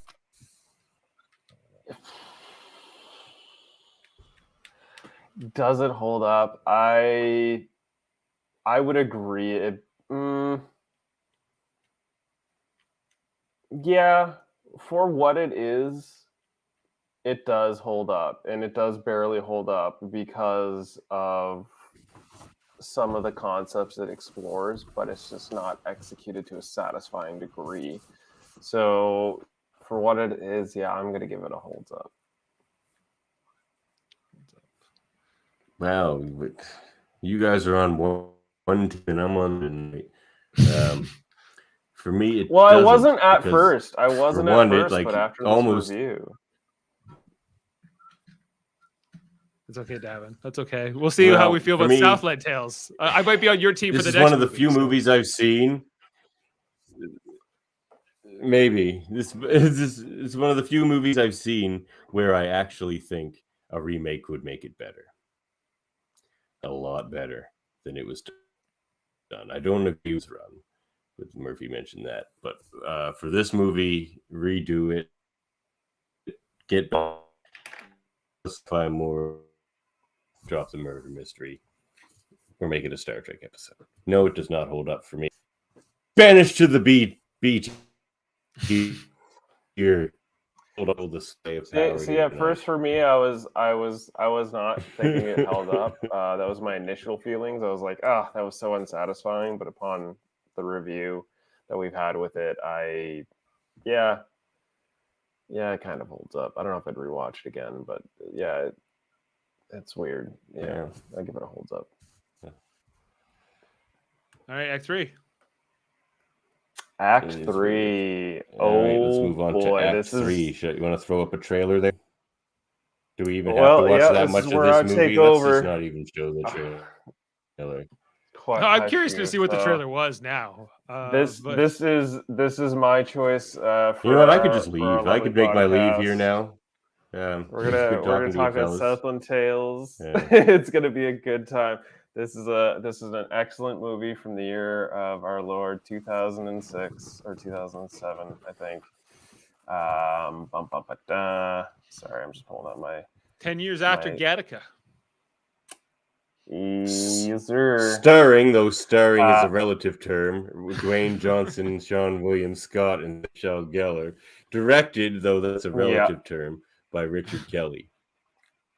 By Richard Kelly. Thank you so much for that. So I was just gonna say, I just want to, before I play this trailer, I wanted to give these 3 reviews that I read. Sprawling, chaotic, stuffed to the gills with unexpected character actors and filled with apocalyptic mayhem, 2006's Southland Tales has a vision of where America was headed.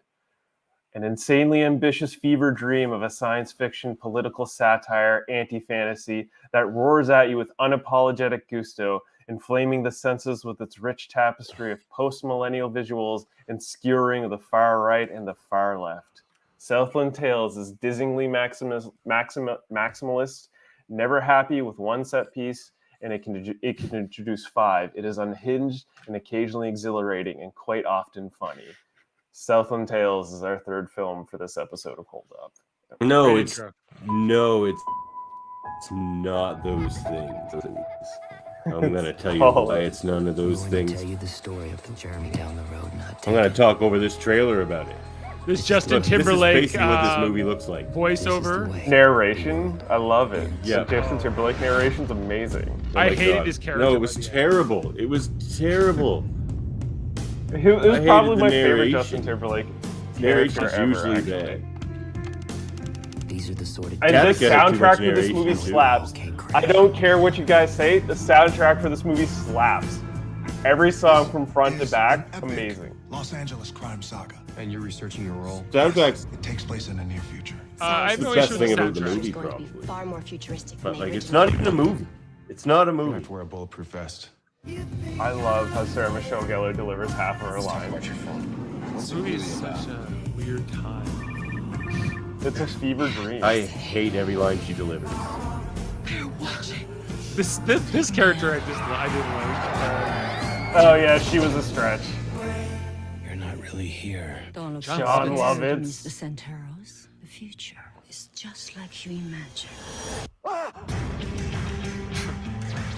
Someone must be hiding it.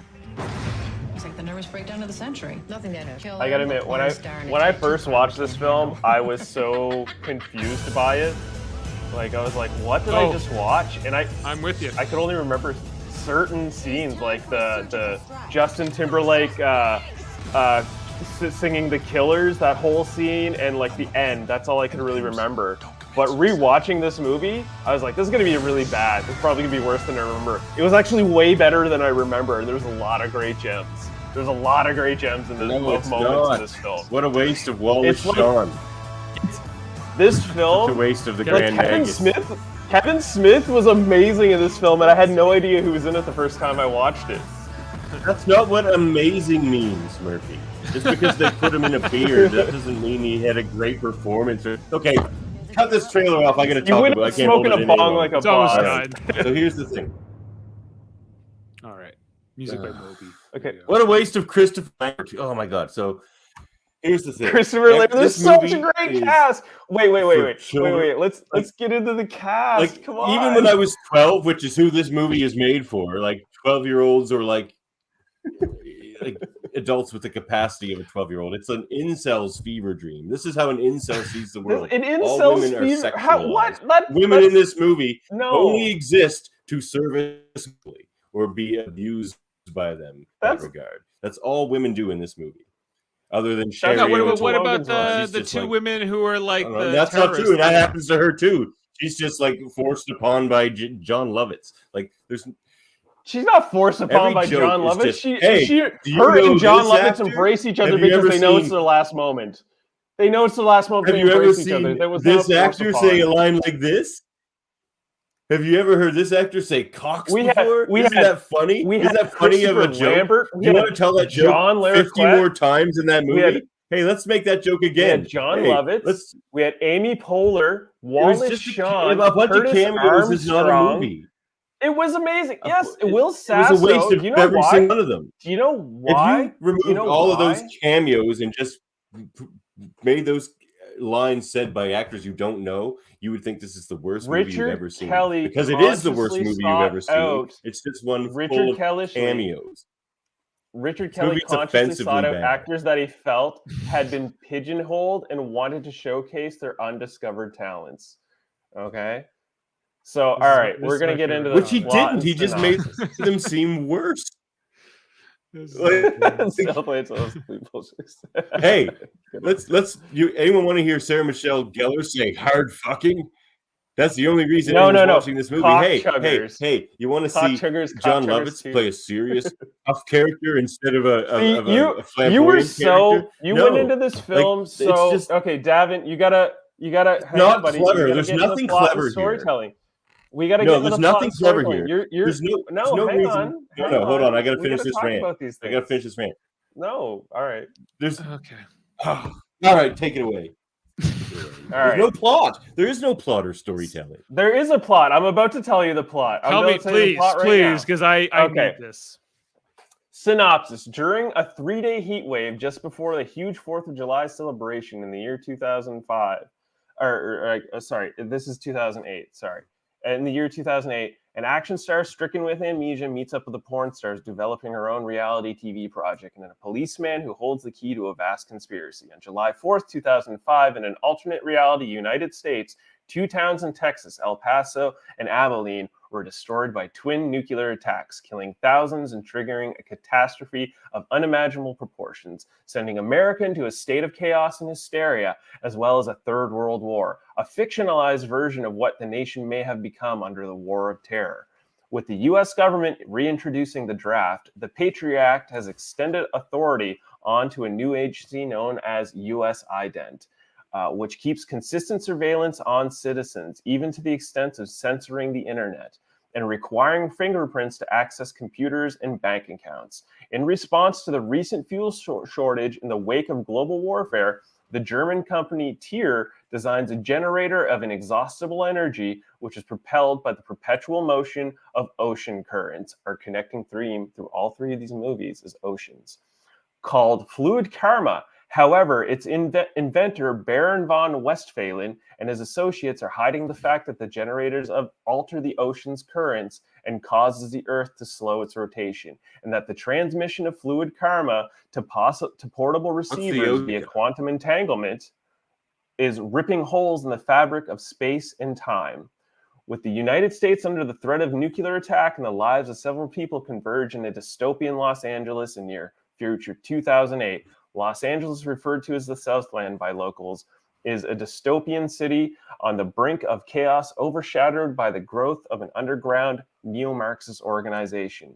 The film follows the crisscross destinies of Dwayne "The Rock" Johnson's Boxer Santoros, an action film actor stricken with amnesia, Sarah Michelle Gellar's Kristen Au, a psychic ex-porn star in the midst of creating a reality TV show called Now, and twin brothers Roland and Ronald Tavener, whose destinies become intertwined with that of all mankind.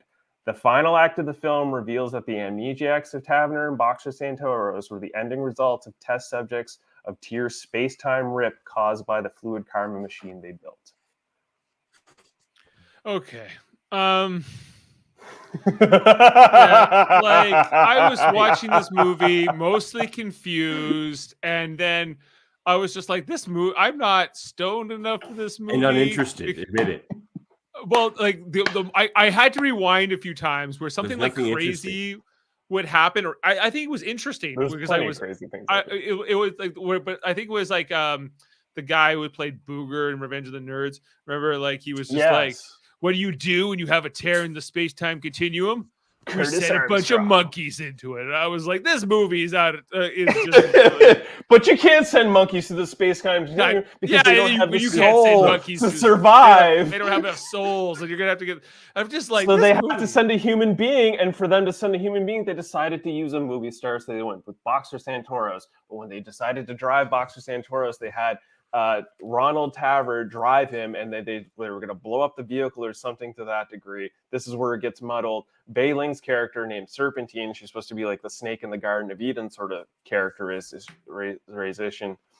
She blows up the vehicle, causing them both to go through, killing the original version of Boxer Santoros, and the future version is currently living in the time of Los Angeles. He's like 60 minutes ahead of his previous version self, and the old version died, and the current version has amnesia, and he writes a script about all of these events and how the world ends. And he's trying to make that script happen, and then through this process of him trying to make that script happen, he actually like triggers the events of the final world. And it's like the first hour is this weird setup. The second hour is the second act, because it starts at chapter 4. There's like a 100-page comic book prior to all this.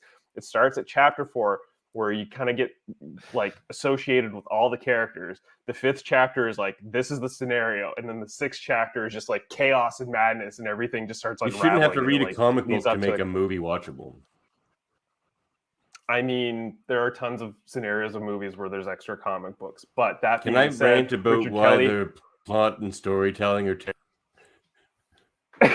Richard Kelly. Okay, give me 1 second. Richard Kelly was initially writing the comic book while filming this, and he has visions, and it was mentioned in 2021 that they want to expand this into a franchise, and there's possibilities that this is coming back.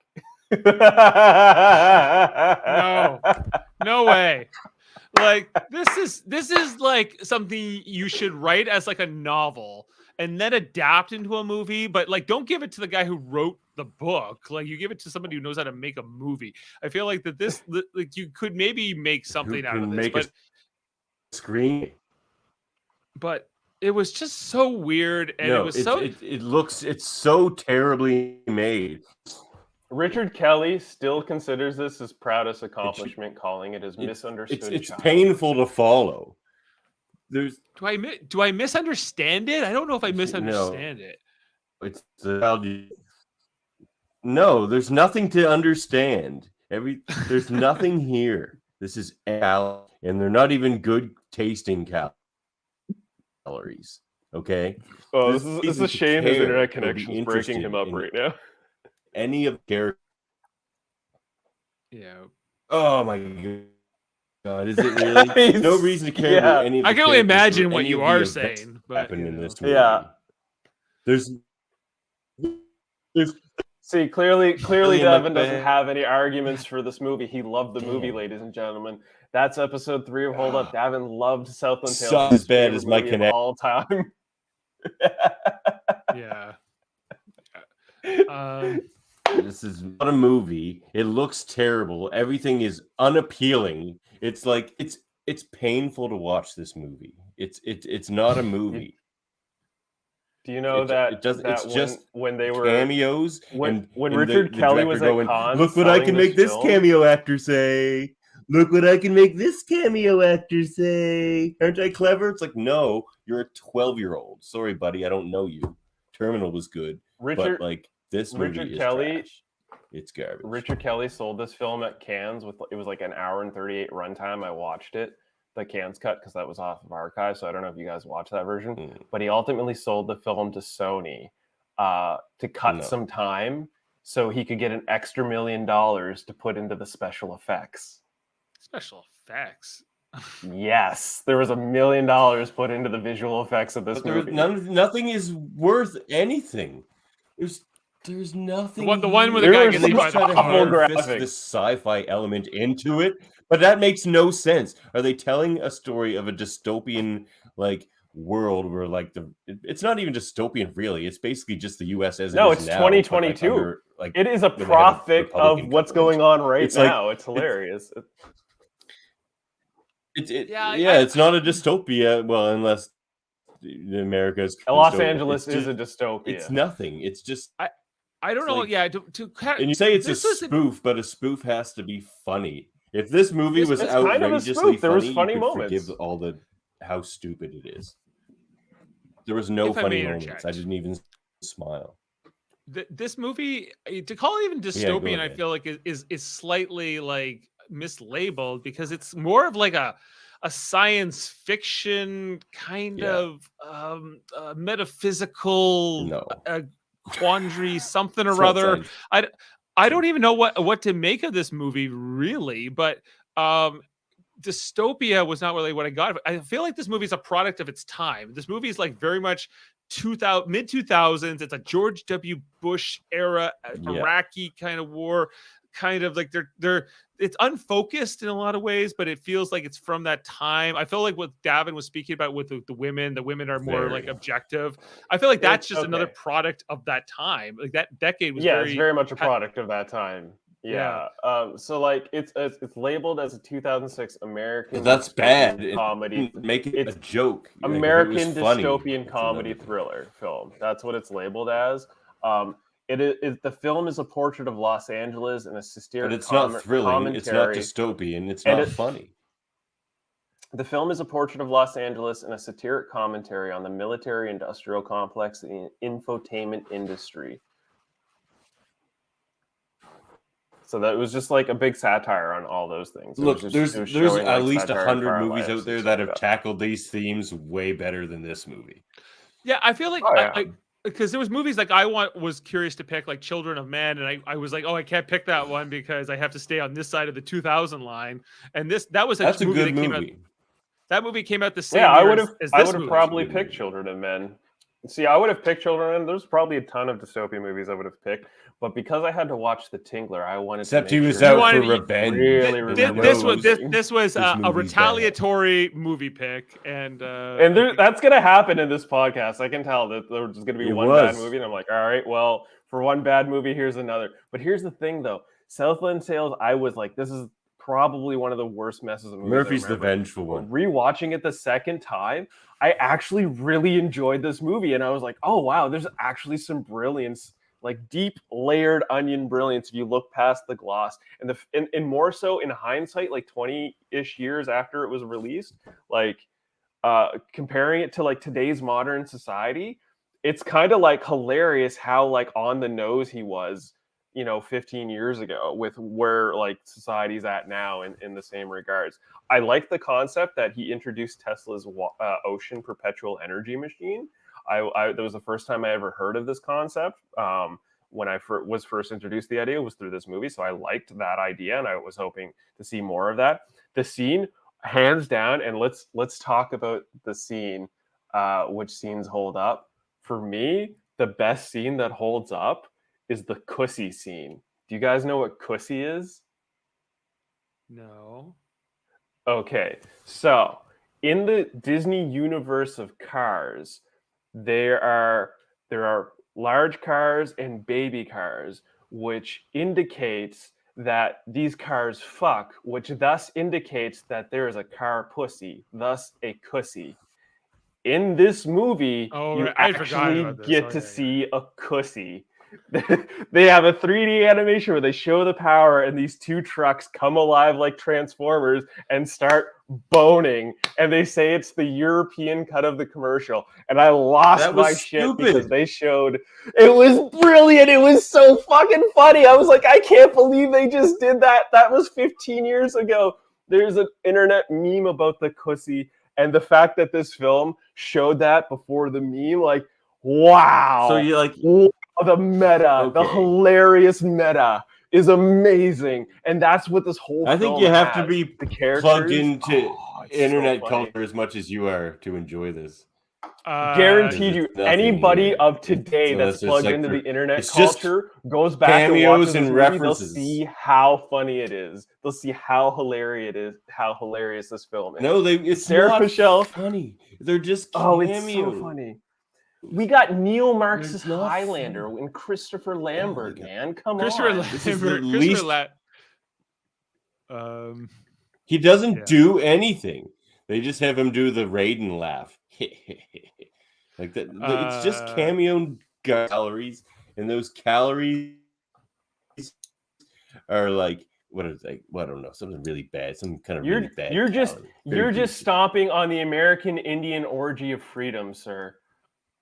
Which is an excellent line from the film. No, I am not. You're just saying that because you're a pimp. What was Yeah, what? yeah. Why Alright. does a pimp doesn't commit suicide? What does that mean? Because, Pimps don't commit suicide. He doesn't commit suicide because his he's a life pimp. is good. Pimps don't commit suicide. That didn't make any sense to me. And like, I thought it was a great line. I was Because he's confused like of surrounded in naked ladies. It's again objectifying women. Everything about this movie is that. Well, Like, except when that one gets John Larroquette. It's just in the about balls guns with the and like taser. muscles and objectifying ladies. That's why I say it's an incels. Sphere. No, you keep It's saying like that. the You keep incels of the trying to world want pry this that movie point. to You're become so true. wrong on that. I don't know if I necessarily took that away from it. No, I just took he's away that this wrong. was a very complicated, you're weird story that was hard to follow and didn't necessarily draw me in. Although some people were more charismatic than others, and I thought I would have gotten super weird with what we said monkeys into the terror. I was like, where's this movie? This movie should have been like this earlier. I should have been like more drawn into this weird, More science fiction sci-fi. thing. Like Yeah. it was so just weirdly forced into it. The movie, that sci-fi plot, like. Yeah, this 'cause movie is very on the clumsy and just like it said, it's like somebody's on drugs who made this. Like I and feel not like the- what he was going for drugs that make you maybe focus. was if you Teen guys ever seen horniness is not a crime. Keep an open mind. have you seen like From Dusk Till Dawn, right? Which starts off like as Yeah. like this crime Tarantino-esque kind of thriller movie, and then it suddenly turns into like a weird vampire B movie. Mhm. And I feel like this was kind of his version of that, where it's like it starts off as like sort of like this cameo bait sort of thing. Like it reminded me of Smoking Aces a lot, which was around the same time they made this movie, where you just like bring like you kind of like it's kind of like almost like let's get all these actors together and see if we can kind of make something fun. And I feel like But this it's had not mixed fun. results. This had mixed results at best. Fun. And The Um, Rock so is fun. very wooden and bad in this. The Rock is Okay, not there good was in one this. scene. Okay, the scene when he's in the car with Sean William Scott and he's got his glasses on. Those are circa era 2006 WWE The Rock glasses. Yeah, like yeah, he yeah. looked and was The Rock in that scene. The scene where like he's on the beach. Yes, this and is a she's just cameo like- and reference movie. That's all. Well, no, the scene where he's on the beach and he meets that like office lady, I forget her name at the moment, and she like pulls out the gun and she's like, "I want to suck your cock. I gotta suck your cock, or my life has no meaning. I need to do it right now. I'm gonna commit suicide." That was such a pissed me bad off. scene. It That was a the bad worst scene I've ever but seen in a movie. I'll tell you why. Worst scene I've ever I'll seen. tell you why that scene. Because they I'll wanted tell you to why say they had that cock scene. again, Murphy, because No, it was written no, by a no, 4-year-old. No, this is the that's worst not piece it. of The garbage I have ever Devin, seen. shut the fuck up for 5 seconds. I'll tell you why that scene was in the movie. The why that scene was in the movie is because that was a staple Rock characteristic during the professional wrestling era. The Rock. Yes, would it's a always make jokes reference. about women. Yes, it's a reference about him. Because this because movie he's is The Rock. It's cameos such a and Rock references. reference. Well, yeah, It's that's just no, cameos and references for people It's that are not like just cameos. obsessed with like Twitter. Because Like, again, there's nothing Richard here. Kelly wrote this film so he could cast people he knew. There's some delicious morsels about this Nothing film. I about can't this wait to movie tell and you your guys. explanations of it suggest a movie. There's only one thing that Like, held up he's for just this, like, yeah. this entire movie for me, which was when Sherry O'Terry, who I thought was kind of like a fun zany character in the movie, She was probably the best one. I agree. and she said this world would have a lot less conflict if people just did more cardio. And I was like, that kind of rings true. and that was it. That was like the only thing in the movie I was like, yeah, that's good. And that's, you know, even Kevin Smith, I was like, I don't know, man. This is I like kind of Kevin Smith. Yoga It's Hoser's a bomb. territory. It's just cameos. All right. I did. If there's any performances that hold up for you guys, Yeah, I agree with actually, there are Dave. some Sherry O'Terry performances. was the best one, but other than that, it was bad. I thought Zelda Rubinstein should get a nod. She was killing it. It was like one of her last roles in movies. Zelda Rubinstein. What was she? Yeah, she was the little old lady that's From like Poltergeist? Munchkin Yeah, voice. from Poltergeist. Yeah, that was her third. We have to get to Carol Ann immediately. She's like in Star Trek and a bunch of stuff. But she didn't do anything was- either. she was Nobody pretty fun. delivers any line worth delivering in this movie. It's I don't. just Okay, there. I've got some lines It's just I there. wrote down. Cockchuggers 2, Cockchuggers 2. Oh, they said cock again in this movie. I'm so surprised. That's Teen such horniness witty. is not a That's teen genius. horniness is not a crime. Keep an open mind. My favorite, actually, one of my favorite lines is, "It's an election year. Everyone pays." Because there's the whole like the guy running for mayor, he's gonna like pay out the what's her name, Marilyn? No, what's it? Moreau? What's that actress? Mandy Moore. So yeah, Mandy Moore's character, her daughter, he's gonna pay out like one thing, and then he's being blackmailed by Deep Throat 2 and stuff. That's also not a good joke. Just because there was and the pimps don't commit suicide line. I think that's a solid line. Saying Deep Throat 2 is not a joke. That's not humor. That's not what humor is. Nothing in this movie is what humor is. I think the line of American. I don't know, man. There were some funny lines. I think you went in with a biased, rose-colored glasses of shade of like, this is going to be the worst thing. I'm going to look at it terribly. I went in that thinking this is probably going to be a bad movie, worse than I remember. But I watched it. I was delightfully entertained, and I thought it was hilarious, and I loved every second. The setting and aesthetics. No, they could have been better. It was 2.5 hours long. I tried to squeeze any nugget of enjoyment I could out of that 2.5 hours, and I watched the 2 hour and 40-minute long one, and it flew by. It flew by. Like the setting and aesthetic. Settings. I think it looked terrible. Los Angeles. It didn't look real. There was like the summit. I don't know. I think it looked like a video game. The CGI was worse than. The CGI was bad. I think it was probably purposely bad, but it's just unappealing. It's not like there was a lot of CGI. It was 2006. It was mid 2006. It doesn't hold up entirely. No, but those cars looked like they were from like 1986. Those cars that you mentioned earlier, that was like 1986. The cars that had sex? Like Tron, that was original Tron. They look more. No, they look more like they were Beast Wars, like YTV cartoon animation days, like Reboot and stuff. That's what the similar thing. So, Please tell me you don't have any morsels about this movie, Murphy. Well, hang on. Dave's got to tell us what his favorite performance was first. I know. I'm speeding along because we hit 2 hours and we wanted to keep her at 2 hours. Yeah, Sherry Terry's my favorite performance, but I'd say, like, aesthetically, this movie doesn't do much for me. All right. Well, we'll get into the movie morsels for the beautiful and hilarious film Southland Tales. Don't listen to this curmudgeon. I'm telling you, it is a great watch. If you've never seen it, definitely check it out. So let's see. I beg you, listeners, do not watch this movie. I beg you. When the Prime Minister of Japan got his hand chopped off, he claims that it only should be the finger. Baron von Westphalen answers that he had probably missed the 6-inch deviation clause in his contract. The German dubbing of the movie obviously got confused about the U.S. customary units and translated 6 inches with 1.80 meters, which is actually 6 feet. So in Germany, they're like, 6 foot clause. I didn't understand that. They could have just cut it off. What was the point? It's because nothing makes sense in this movie. They just wanted to make a scene where they chopped the guy's hand off, so that's what they did. There's no reason for bronze on a plaque and put it on a cheap wooden plaque. What were they trying to say? What was the nuance of this movie exactly? I'm still trying to. There's no nuance here.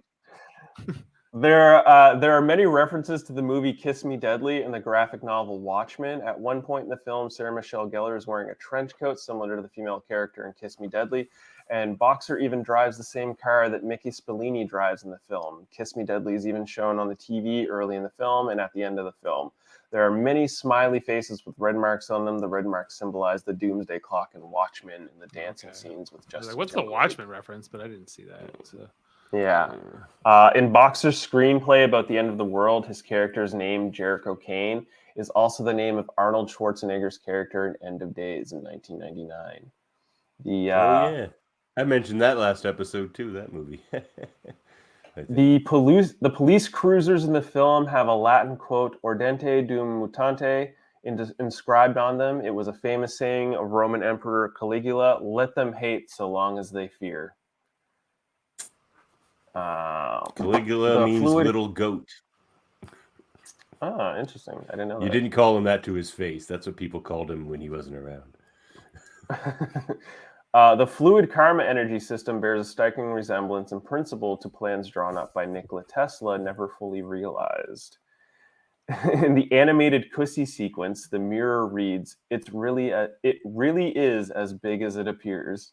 Okay, that's kind of funny. Sarah Michelle Gellar sang the song Teen Horniness is Not a Crime with the help from Abby McBride, Clark Kent, and Greasy Beats. Yeah, they just throw music videos into this. Yeah, there's like music, like and they're not even good music videos. I don't want to see a Justin Timberlake music video like, in a movie or elsewhere. I was like, what is everything's so bad? It's satire. Satire, but at the end he was like, Scott was my best friend, and I was like, what? Like, what are you? What? It doesn't satire anything. It doesn't spoof anything because it's not funny. The Doomsday Scenario interface in the beginning of the movie resembles the TV interface in Paul Verhoeven's Starship Troopers in '97. Verhoeven's next film after Troopers was to be Hollow Man, a title pretty close to T.S. Eliot's poem The Hollow Man, from where Justin Timberlake's lines, "This is the way the world ends. This is the way the world ends. This is the way the world ends, not with a bang, but with a whimper." With the last line of verse, so it reads, "Not with a whimper, but with a bang." When casting the film, Richard Kelly sought Artie Lang for the role of Fortino Balducci, Will Sasso's character, but Lang was unable to play the part due to commitments to the Howard Stern show.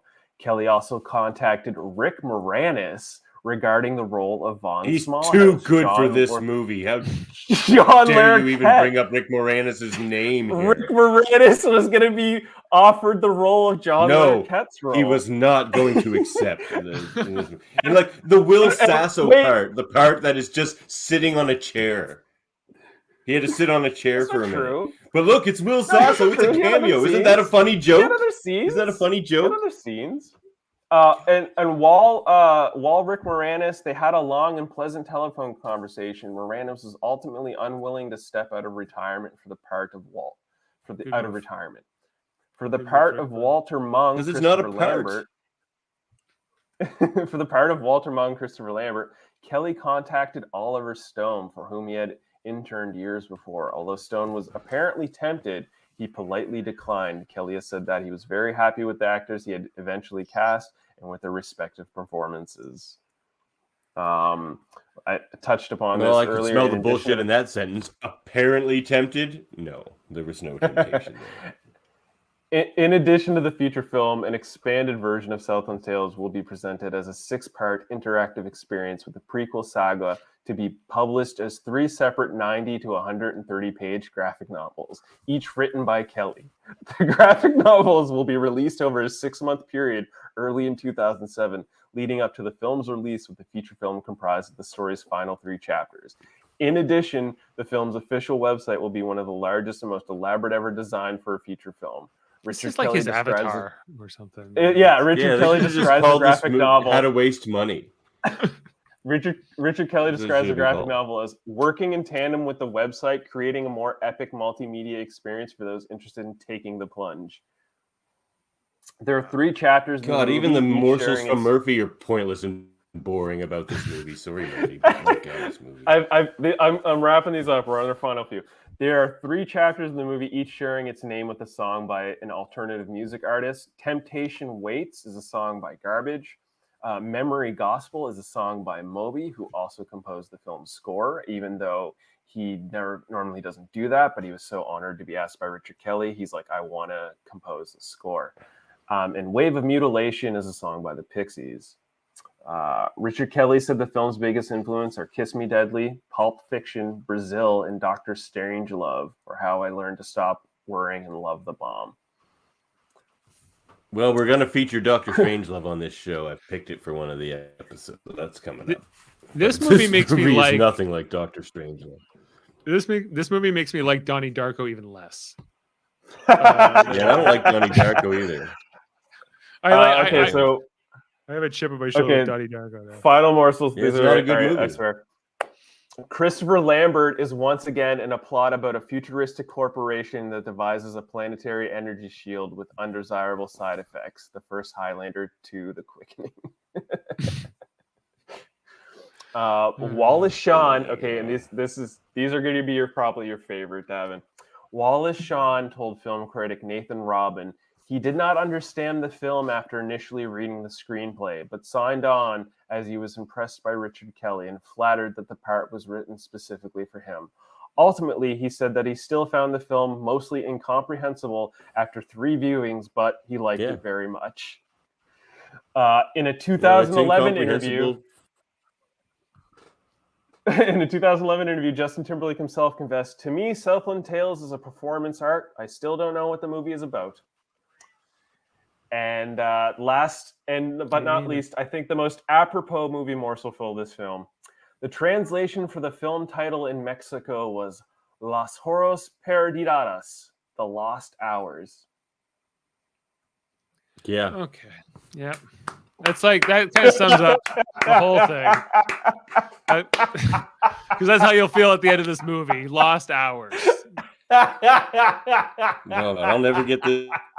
I'll never get those hours back. I should have spent those hours with butter into myself. Anyway. No. Rewatchability. Answers no. Yes. No one. Yes. Don't. I'm gonna remove the RE. Don't even watch this movie. Don't even watch it. If you rewatch this movie, you'll see the true Murphy, gems take in it. the True gems in in front of your screen so you can actually. I swear to God, I thought this movie was going to be terrible. No. Big no. No, of course not. Of course not. Because you have sense. I might watch that scene again where he's like, "We send the monkeys in." That's the only thing I feel like I will ever come back to for whatever reason. But look, Dave's there for a monkey. If there's monkeys... if you're sending monkeys into another dimension, I'm in for it. But that's beyond that. No, this movie, no good. And the Sherry O'Terry with the does it hold up? The answer is also no. It's measure up. Yes, we should say it does hold up. No, measure up. It does not measure up to anything other than like really old garbage. Like when garbage has been sit outside for a week, it's been fucked with by raccoons. They've probably pissed on it a few times. That's what you have here. Raccoon pissed garbage. I'll agree. It doesn't measure up. Yeah, it doesn't. It's not even for its time. It's very bizarre. But it was trying some experimental things. The fact that he wants to keep it going is the most strange, crazy thing. The I fact feel like this is just that apparently he's getting to keep it going. Yeah, he gets to keep it. Well, you want to make Donnie Darko 2? I think maybe that's a better way to go, man. But no, that's not a good way to go. I think he might have done that. I think he actually did make a Donnie Darko 2. But yeah, apparently, it very much was his Star Wars opus because the movie starts with Chapter 4. He made Donnie Darko the director's cut in 2004. But, so did you say it doesn't measure up, Murphy? No, it doesn't measure up. Compared to other movies and stuff of current time, no, it doesn't measure up. But it does hold up in the sense that it is a satirical, we agree this movie comedy. Is a C movie. This is a C movie. No, it's a B movie. Category called F. And just throw it in there. No, it's not a C movie. It's a B movie because I said it holds up. I said it holds up. I said it doesn't measure up. It does hold up. It didn't. I just asked you. No. Can we go B minus? Is our category for the last one. Yeah. All right. We don't ask if it holds up for the last question. Well, you asked if it held up. To have come before it. I know that. Then I corrected myself. We have a lag here. Okay, all right. If it doesn't measure up to the films that we watched, not tonight even, but I think it's does it measure up to spoofs. You tried to relate this movie to Airplane, that's insane. If you think this movie measures up to Airplane, then fine, pick measure up. But it's not funny. Airplane's funny. But what? This is a satire of what?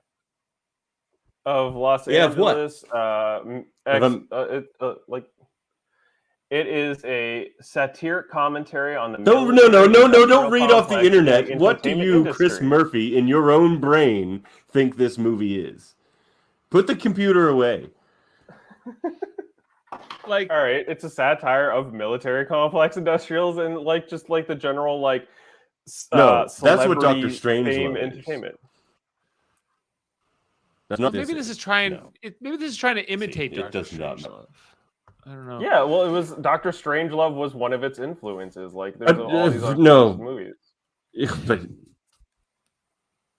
Yeah, I'm telling you, it's a satire of these movies. It's Taking- a satire. It's supposed to be a satire of like pop culture. It's a satire of the military-industrial complex. It's a satire of the politics Okay. that are played behind the scenes.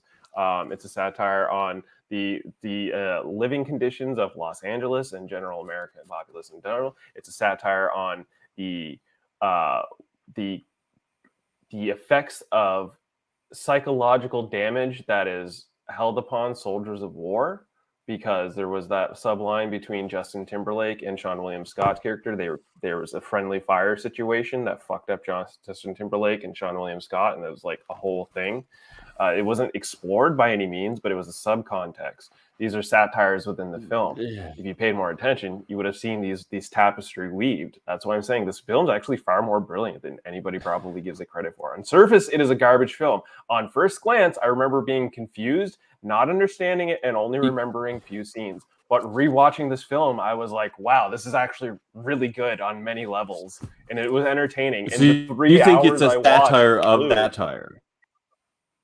You think it's a satire of a satire satire? of Doctor satire? Strangelove is already a satire. So you think it's a satire of a satire. So you take a funny satire, Doctor Strangelove, and to satire a satire, you have to make it unfunny, I guess? Like that's what a secondary satire Well, is?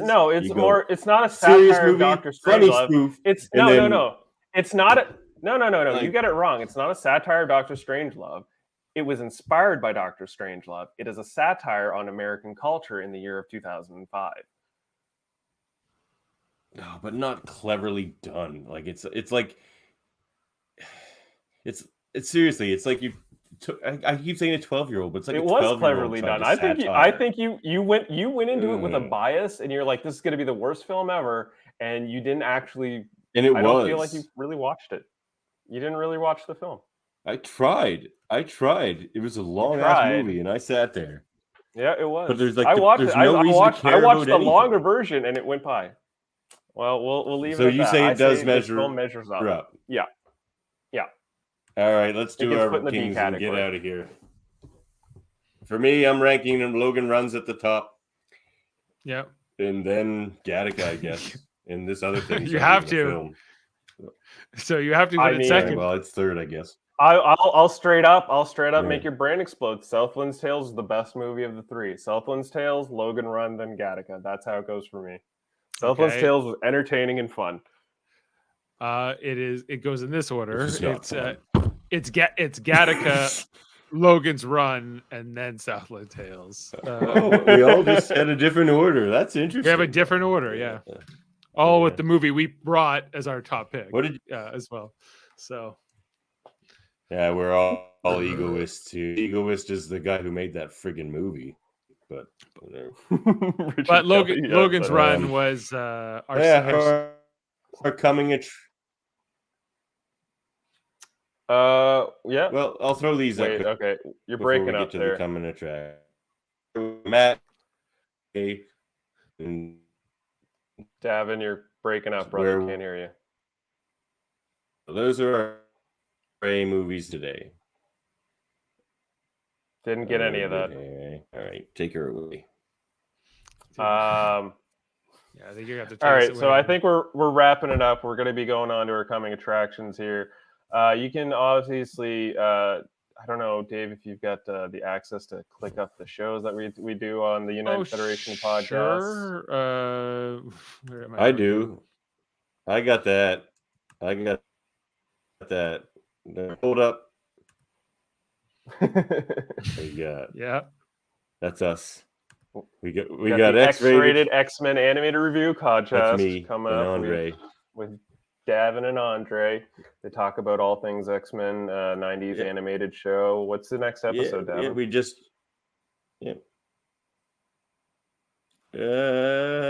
Orphan Den. We just interviewed Brooks Wachtel. Go check out that interview. It's really fun. He's a very cool and interesting guy. And then we've got the United Federation of Trek podcasts here. the Live Long and podcast, if you will. Yeah.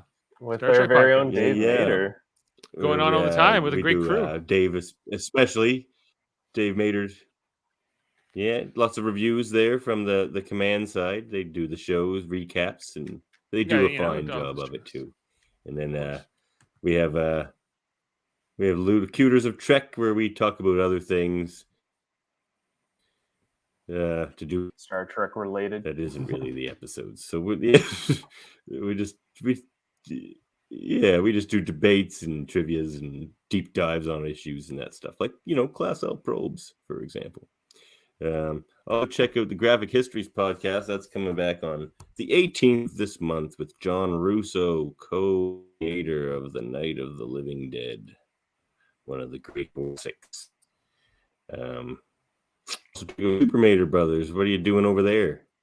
Well, tonight, Jeff and Jaemeel and Josh Foster are talking about the newest episode of Survivor, season 43. I think we're on to episode 7 or 8 now.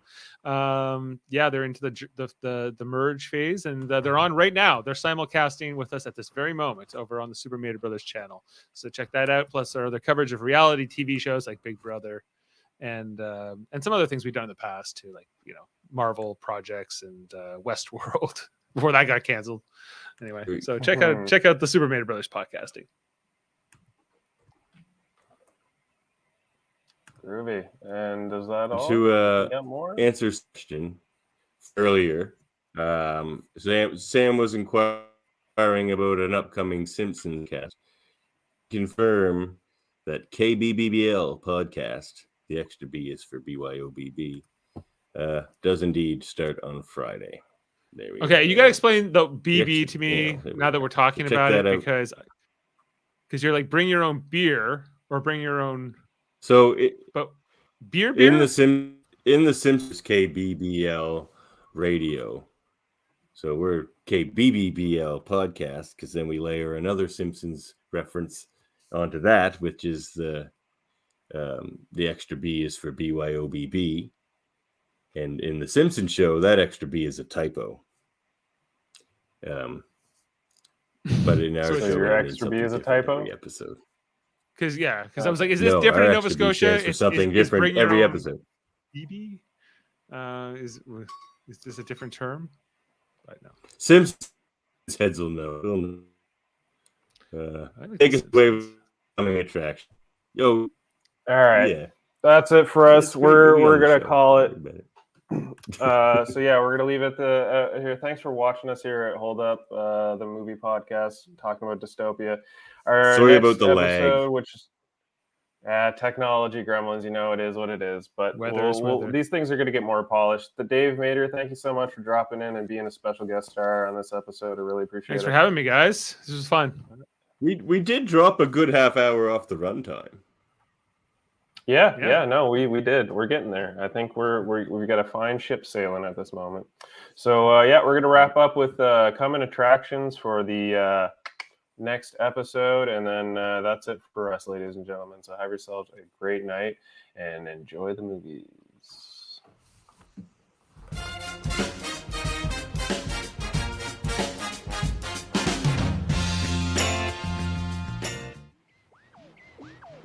What is the secret of Soylent Green? New York City in the year 2022. Nothing runs anymore. Nothing works. But the people are the same. And the people will do anything to get what they need. This is the police. What they need most is Soylent Green. The supply of Soylent Green has been exhausted. Return to your home.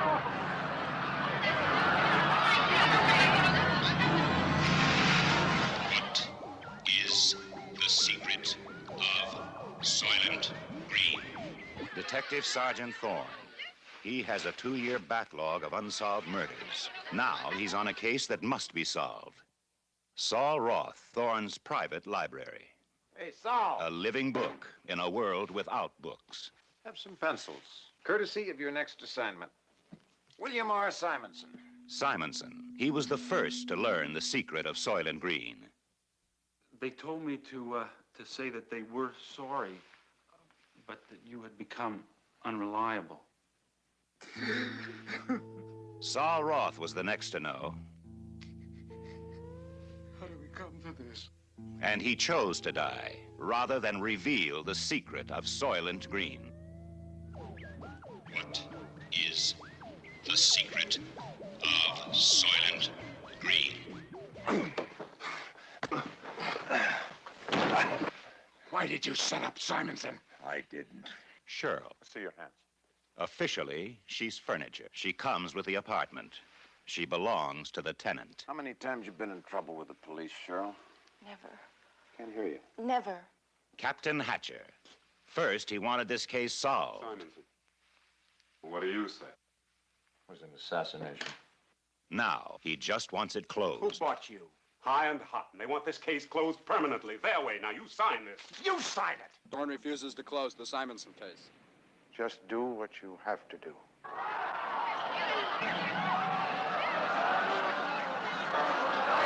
Where did you go with Simonson? He took me to church. Church? Bless me, Father, for I have sinned. It has been 6 months since my last confession.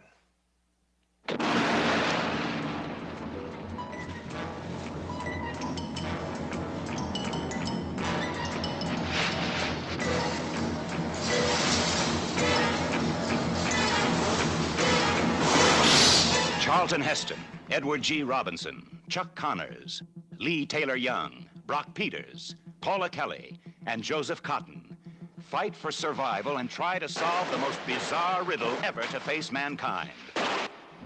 The search for the secret of Soylent Green. You will find out why Soylent Green means life. You will find out why Soylent Green means death. We've got to stop him! What is the secret of Soylent Green? Please!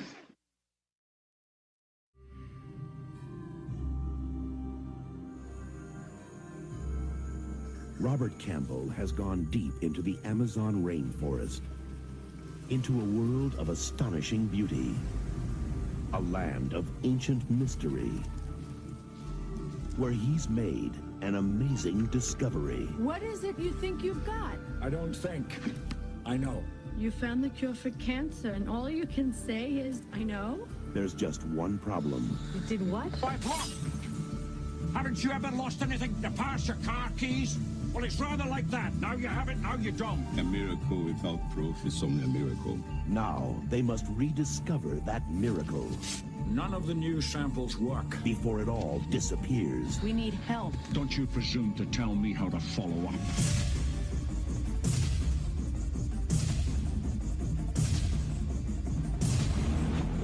You move your road through here, and we've lost it.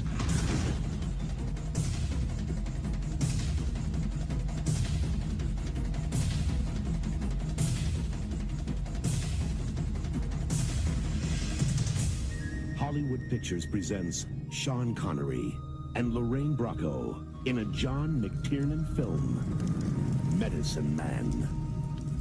He turned his back on civilization. Now I understand why you don't want to leave. Only to discover he had the power to save it. They obviously worship you. It's the other way around.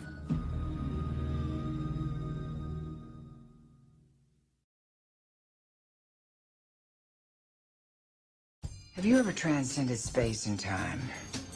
Time, not space. No, I don't know what you're talking about. No. Very, very good! Albert, what brought you to the philosophical club? You mean the existential detectives? What kind of investigation? Existential. You'll spy? Yes. On me? Yes. Will you be spying on me in the bathroom? Yes. What are you doing here, Brad? What? Brad, you're killing me! Shut up! Shut up! Everything is connected and everything matters. Now, isn't that cool? Human drama is inevitable. Suffering cannot be diminished. How am I not myself? How am I not myself? Myself. You don't plant no tree in this parking lot! How's the sex? How was the sex? We're private about our 7 minutes of heaven. 8 minutes of heaven. It's not quality, it's quantity. Jesus is never mad at us if we live with him in our hearts. I hate to break it to you, but he is. He most definitely is. There's glass between us. You can't deal with my infinite nature, can you? That is so not true. Wait, what does that even mean? Say this blanket represents all the matter and energy in the universe, okay? This is me, this is you, and over here, this is the Eiffel Tower, right? It's Paris. Everything is the same, even if it's different. Exactly, because we are connected.